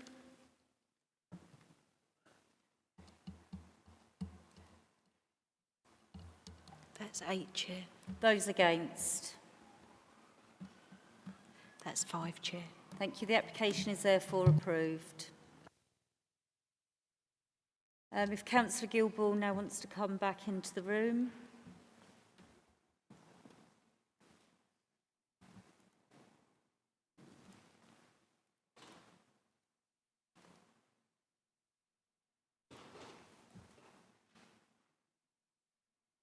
Right, so now moving on to agenda item 12, planning application for land to the west of 88 Waterside Lane. Jackie Olsen will be presenting this application, so over to you. Thank you, Chair. So this is an application for land west of 88 Waterside Lane in Gillingham. The application seeks the change of use of amenity land to create 2 parking spaces and the installation of an electric vehicle charging point. This shows the wider location, so you've got Gads Hill running along here and the river on this side. And the application site is here, so it's down a cul-de-sac and right at the end here. This shows a sort of closer version with the application site located in red here. The area in blue is the applicant's dwelling here, and they also own this garage and piece of land in front of the garage. It's important to say that the garage doesn't meet the current space standards, so it cannot be counted as a parking space. Here you can see the site photos. The two slides on the left show the land in question, which is currently grassland with planting to the west here. There are no parking restrictions on the turning head in front of the land. So cars do park there, which basically block the access to 91 Waterside Lane, which is located here. The garage of the applicant is shown in the right-hand photo here, and it's the third one in from the right here. And they do have access to this parking space in front. So the left-hand plan and photo show the existing layout, and the right-hand plan shows the proposal for the 2 parking spaces. This would give the applicant 3 parking spaces, which would then be able to meet the Medway parking standards for a 4-bedroom property. It would also allow the applicant access to the EV charging charger, which would be mounted on the wall here on this western elevation. The 2 car parking spaces would be in tandem, and so as to minimise the impact on the grassed area.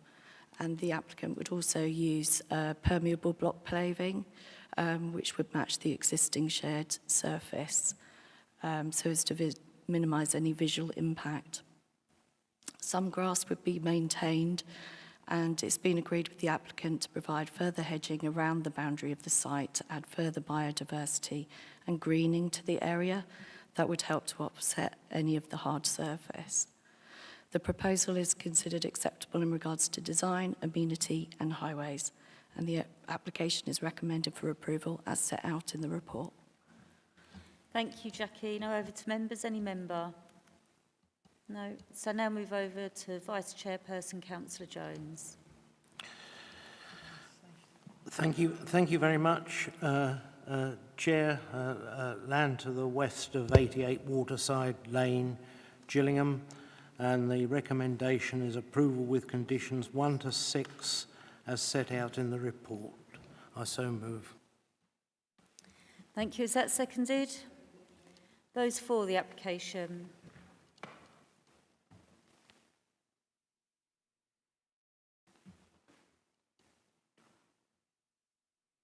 That's 13, Chair. Those against? Okay, the application is therefore approved. Now moving on to agenda item 13, planning application for 22A Walters Road. Councillor Pearce will be speaking on this application, so therefore he won't be part of the discussion. Chantel Frantz-Smith, Senior Planner, will be presenting this application, so over to you, Chantel. Thank you, Chair. This application seeks to extend an existing outbuilding for use as an annex for supported living accommodation.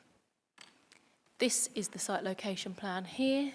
It's in close proximity to Bells Way, which leads up to the Peninsula Way roundabout. Just going through the background of the site, which is relevant in this case. The proposal site was granted planning permission in 2018, which comprised of alterations to 22 Waters Road, including the construction of a Part 2, Part 3-storey side/rear extension to form a separate dwelling, which would form 22A, the site in question tonight. These are the plans approved under that application. The site location plan shows the proposed dwelling together with a dashed line demonstrating the intended boundary between the new dwelling and 22 Waters Road. The access to the dwelling was to be on the west elevation, as shown on the elevation plans there, which was via a slim path, which also led to access steps down to the garden area.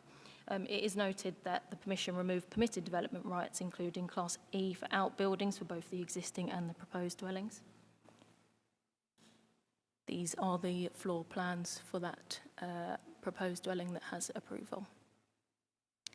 Moving on to the site photographs, which demonstrate the current site conditions.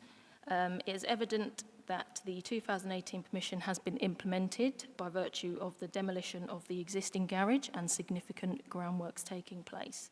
However, the foundations have not been constructed in line with the approved permission by virtue of their siting further west of the site, which would remove the access down the side. The access has instead been created to the east of 22 Waters Road, which is shown on the plans for the current application. So these are just the photographs of the site as it is, and then the existing outbuilding, which is to be extended under this current application. So moving on to the current application, these are the existing and proposed site plans. The plan demonstrates the dwelling move further to the west, removing the approved access, as previously mentioned, together with the subdivision of the neighbouring garden, together with the location of the proposed annex. In terms of assessment of the application, it is acknowledged that an annex within an existing residential unit, subject to its design, impact on amenity and impact on highways, would be acceptable in principle. The design would result in an annex which is of reasonable size. I'm just going to check this now. Sorry, just go through these as well. Apologies. Just to show the elevations here. The design would result in an annex which is of reasonable size within a residential area whereby sheds and other outbuildings are present. The proposed annex would not be viewable from public vantage points and therefore would not detract from the appearance of the character as a whole, and therefore no objection is raised to this. In regards to occupant amenity, there are sufficient internal floor area would be provided for an annex which is ancillary to an existing planning unit. In regard to neighbouring amenity, it is not considered the proposed development will cause detrimental harm in terms of loss of outlook or impact on neighbouring privacy, nor would it significantly increase comings and goings to the site, which again would be considered acceptable. In terms of parking provisions, the dwelling, which was approved in 2018, facilitated 2 parking spaces to the front, which have been implemented. Therefore, the proposal would comply with Medway's interim parking standards, and no objection is raised in regards to this. However, in this case, there is no dwelling for the annex to remain ancillary to. As previously stated, the permission has been implemented by virtue of the demolition of the garage and the excavation works. However, the footings are currently in the incorrect position for the dwelling as approved in 2018. The dwelling as approved in 2018 can still be constructed on the site, subject to the footings being corrected, as the permission has been implemented, therefore removing the 3-year time limit. Therefore, in summary, as the dwelling has not been constructed, the proposed annex cannot be conditioned to remain ancillary to an existing dwelling and therefore has been recommended for refusal. Thank you, members. Thank you. I now move over to Ward Member Councillor Pearce, who has 5 minutes to speak. Thank you, Chairperson. This application concerns an extension to an existing outbuilding to create a supported living accommodation annex. This is not a new development on a vacant plot of land. An outbuilding already exists on the property. All the services for this new annex run through the main house, and the annex can only be accessed through the property of the main house. Therefore, the annex is dependent on and is, as a matter of physical fact, ancillary to the main property. The proposed annex is to provide accommodation for the applicant's disabled son, who is currently being looked after elsewhere. The proposal allows the family to be together within the same property. This is specifically supported by policy WHO4 of the Neighbourhood Plan and paragraph 63 of the NPPF. The officer's report has ignored this area of planning policy. In fact, the report makes no mention of the Neighbourhood Plan, which forms part of the development plan. Members of the committee will be aware of the applicant's personal circumstances. Although these personal circumstances are not planning considerations, the Council's duty under the Equality Act are planning considerations, particularly with regards to supporting living accommodation. The reason for refusal is flawed, unreasonable, and fails the public interest test. The report claims the proposed development will not constitute an annex, as there is no dwelling for the annex to be ancillary to. The proposal is physically an annex by definition, and because of its dependence on a main host dwelling. The assertion by the LPA that the proposed development will not constitute an annex is based upon a claim that the approved 2018 planning permission has not been legally implemented, extant or completed. In 2 areas of the report, it is claimed the footings for the 2018 approved development have been dug in the wrong position of the approved plans, and this is a reason why the annex doesn't benefit from the 2018 permission. However, building control and officers have visited the property concerned and were satisfied with the situation following a discussion with the applicant on site. An email was sent to the applicant from the case officer on the 10th of April 2025, which states, "Thank you for your email," and the email summarising the discussions held on site. As stated on site, you have sufficiently implemented the MC 181441 permission and can therefore continue to construct this. Therefore, I believe the officer's report is misleading. The 2018 plans and permission is legally implemented and is still live. One of the reasons why the applicant hasn't completed the build is because the annex situation needs to be resolved first.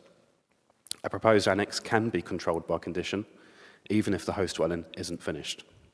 LPAs frequently use conditions to restrict annexes to ancillary use only, even if they haven't been built. Refusing solely because the LPA believes there is no dwelling to be ancillary to it yet, fails to consider reasonable conditions contrary to established decision-making practice. There are examples where LPAs have refused similar applications for annexes, and these have been won on appeal. I believe the LPA will struggle to convince an inspector that the proposal is not an annex when it so clearly is. I also believe the LPA has misapplied policy H9, policy H11 and paragraph 135 in the reason for refusal. The LPA has, as a matter of fact, ignored a significant part of the development plan, that being the neighbourhood plan. This means a refusal is potentially unlawful because it hasn't been appraised properly. The situation can be easily resolved tonight by granting permission with an appropriately worded condition so the annex remains ancillary. This will spare further pain, stress and anxiety for a family that has already been through too much, a rogue builder and also losing a son to suicide. Approval tonight could mean the family are together for Christmas. Thank you. Thank you, Councillor Pearce. I now open the floor to members. Any members? Councillor Goldwyn. I'm struggling with this one a bit, I've got to say, Madam Chair, because we have given planning permission for granny annexes and the like, and having got to the age where I may be needing one myself, I can fully appreciate why they would be necessary. In this case, it's not an elderly person. If I've got it right from the ward members' talk there, that it's the disabled child of the family. Surely, if you just look at it from a hard-nosed point of view, because the local authority picks up the bills for a lot of disabled people, and to keep those disabled people in accommodation can be extremely expensive. The most economic form and the best form of care for a disabled person is to be looked after by their own families. So I've listened carefully to the office talk, and I've read the agenda papers this afternoon, and I can't get my head round, why this is for a refusal. It seems, yes, I can see the technicality if the building itself has not yet been completed. There isn't a home for it to be the annex thereof. But a substantial amount, looking at the photographs, a substantial amount of work has been done. I'm just wondering, are we being a bit too officious in this case? Right, Dave, if you want to come. Oh, do you want Peter or Dave, or whoever first, then the other one?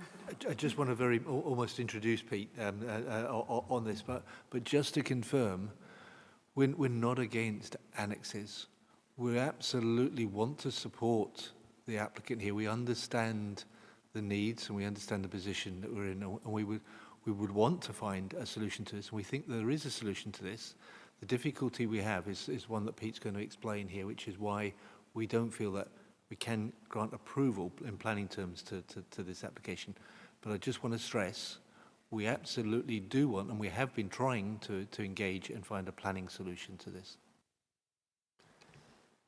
Thank you, Dave. Yes, I think the plans there sort of illustrate the differences. I think with, as Ms Farrant-Smith spoke about in her presentation, the footings are closer to the boundary than the approvals. So the dwelling that, if it was to continue to be constructed in its current location, would not comply with the permission granted in 2018.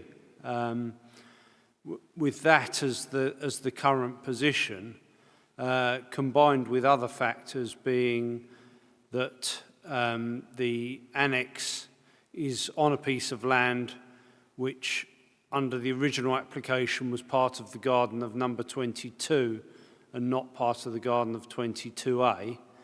And again, combined with the change to the pedestrian access arrangement to go to the other side of number 22, all points to the fact that the dwelling that's as put on the plans there is not that has been granted consent. Because it is not the same as that that's granted consent, we can't condition the annex to be ancillary to that dwelling. And that there lies the difficulty. In the absence of being able to attach a condition which meets all the necessary tests of a condition, then if members were to permit something, then it would be there with no planning controls on it at all. And that is where the unacceptability comes in planning terms. As I say, there probably is a solution involving the variation of the original consent and potentially looking at alterations to the footings, but that would obviously involve a different application and require consultation with the immediate neighbour with which the dwelling would be getting closer to. So it's not that there is not a solution, but there are a number of steps that need to go through in order to secure that solution. Thank you. Thank you, Pete. Any other member? I think Councillor Peake, you wanted to come in, didn't you? Yeah, I found myself doing it again, agreeing with what Councillor Galvin had said. My train of thought was exactly the same. For instance, the objections seem to be really mean-spirited. Surely we want to be people that support and help people like this. I got confused with the word annex and wondered whether it's just semantics, because in the proposal it said that it does not constitute as an annex, and in the end the word annex is used time and time again. But again, so what? What's the difference between an annex and what's the other term, outside building? So I couldn't see what the problem was. Maybe that's me not reading clearly the report until Peter said about the distance to the boundary. That's the only thing I've heard or seen that may make me want to agree with the refusal. So my question is, can I take it that officers have offered and it's been received as much support as possible with the applicant to put forward an application that can be agreed? Can I assume that's the case? Pete, can come in? Yes, officers have been engaging with the applicant and have in the process of trying to arrange a further meeting with the applicant to further explain the position and the steps that need to be gone through. This was the position, and we were looking at whether we brought this application to committee, but the applicant did insist that it was reported to this planning committee, which is why we're here tonight. I think the difficulty is, and sort of preempting maybe a suggestion of deferral, which maybe Councillor Field was about to move out of the corner of my eye, that the proposed application to provide a solution would be a fundamentally different planning application and would need a fresh submission, so a deferral wouldn't be appropriate for this application, which is purely for the annex. Thank you, Peter. Councillor Mandarakis. So Councillor Peake covered a lot of what I was going to ask. It was around what planning solutions have been sought and what the blockage was, but I think we've covered that. But then there was a mention of needing to consult with the neighbour. I wondered if that has informally happened, if anyone has discussed with the neighbour whether they're happy. The neighbour at 22, is it? And then the last bit is that I'm not sure that I completely understand how approving would mean that there'd be no planning controls. So if this was approved, does that then mean that that entire piece of land could become a building and there's no other, like, what are the parameters of no planning controls, I guess? I think in terms of the neighbour, it's the neighbour essentially to the right as you look at it from the street, which I believe is number 20. The council hasn't undertaken any consultation because we haven't had the application for that aspect. So obviously, if we were to get that application in, we would consult by writing to the immediate neighbours, and therefore they would be consulted in that way. The consequence of no planning control is that obviously members would be permitting a building directly behind another dwelling, which would incorporate all accommodation that could be lived in with no requirement for it to be ancillary to anything. So it could be, without those planning controls, it could be lived in as a separate dwelling.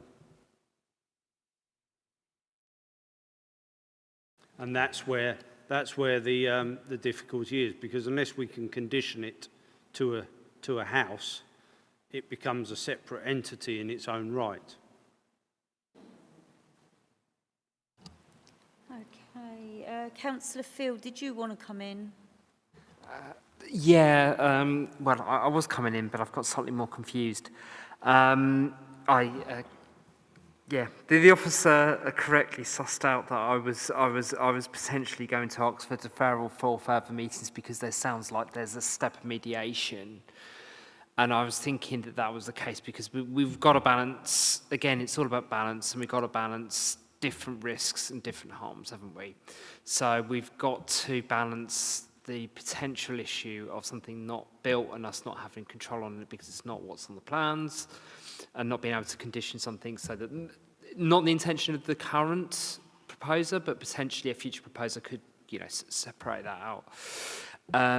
But then I think that there's just also that other argument as well, if we're looking at a rounded situation where, there is clearly a situation where there is a Medway family with circumstances which could be resolved in this situation. Now, obviously, that isn't planning consideration, but that's an argument that we're seeing there. So, and this is a fine balance because on one hand, it looks like this is the revenge of faceless bureaucracy, but it's a difficult balance in terms of what are the safeguards and what's appropriate here. And I was erring to go to the deferral, but I can't. Even now, I'm confused about whether I want to defer this, and whether there is the quickest way to resolution to reject and to see if we can get things through as quick as possible. Of course, we can't make any promises over that, but it's you wanted to see the best for a family. You want to see the care and support from that in the right way, but you also need to ensure that the rights of somebody who has a property next door are done, and that they have their own safeguards of sufficient building controls and sufficient safety, etc., etc. So I'm going to a circular argument, and I haven't come up with a question, and I'm really sorry. This is pretty tough. So I'm going to. I don't think I'm ready to put a deferral in, actually. So I'm going to pass it on. So I'll pass it on to my colleague if the chair permits my colleague to speak. Yeah, as what's been said already, a deferral isn't going to achieve anything. The applicants wanted this. They knew it was going to be approved for refusal. They wanted it to come to committee and for us to decide.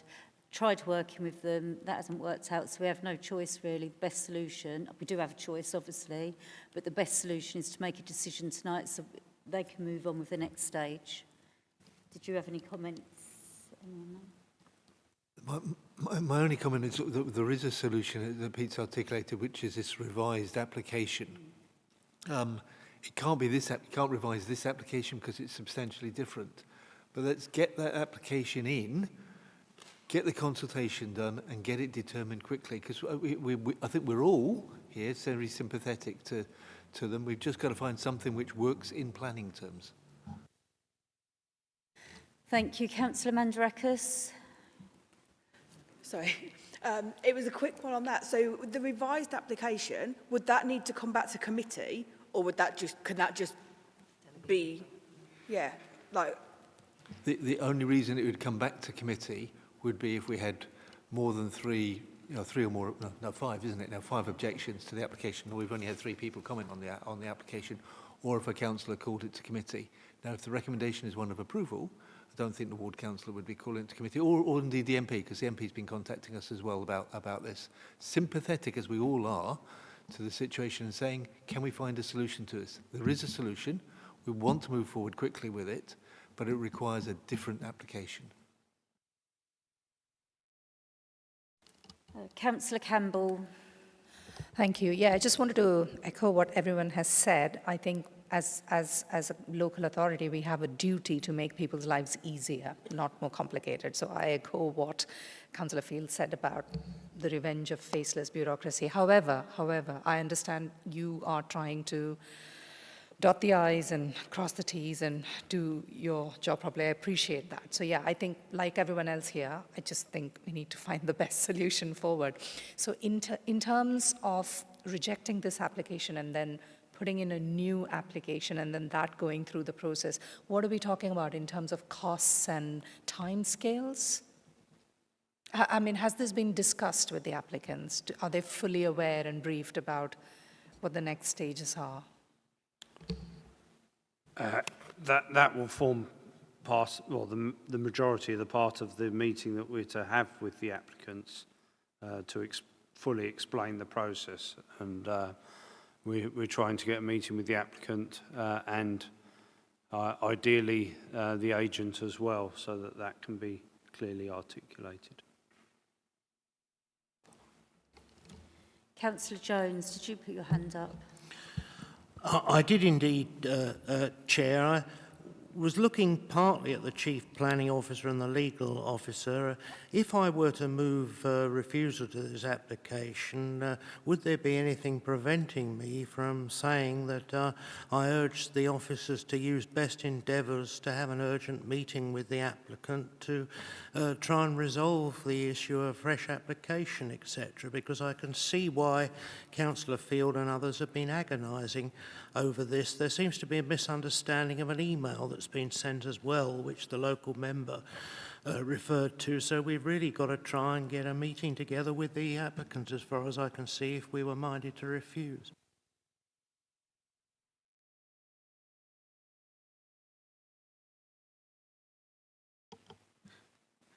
Madam Chair, I would be very happy to second Councillor Jones' proposal for that. It seems a sensible way forward to me.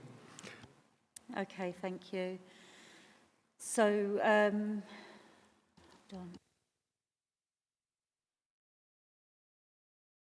Yeah.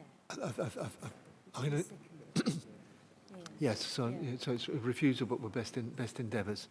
In terms of costs for Councillor Campbell, we'll offer a free pre-app meeting with her. If I have any discretion at all, and I'll need to check the regs, to be able to offer a free application, no fee for the planning application, then I'll do that. I need to check whether I've got any discretion on that at all. But certainly I do have in terms of the pre-app and the meeting with my officers, and we'll do that for free. We want to get it done. We want to get this determined as quickly as possible, and ideally under delegated powers. Yes. Okay, thank you, Dave.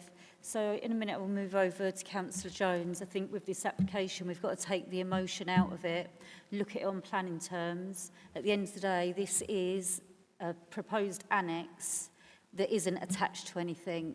So it needs to go through the proper process so it doesn't go against our policies, because if we were to approve this, it could be disastrous in the future because it will set a precedent. So I now move over to Councillor Jones, Vice Chairperson. Thank you very much, Chair. 22A Waters Road, Houston, Wearburg, Rochester. The recommendation to the committee is refusal, and I would move that whilst urging the officers to use best endeavours to organise a meeting with the applicant to discuss what's necessary in terms of a fresh planning application, and for the Chief Planning Officer to consider whether costs can be adjusted. Thank you. Thank you. Is that seconded? Okay. Those for refusal?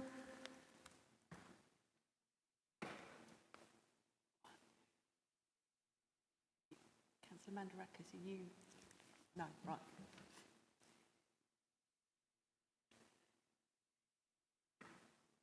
That's 12, Chair. The application is therefore refused. So thank you, officers and members. That is now the end of tonight's Planning Committee.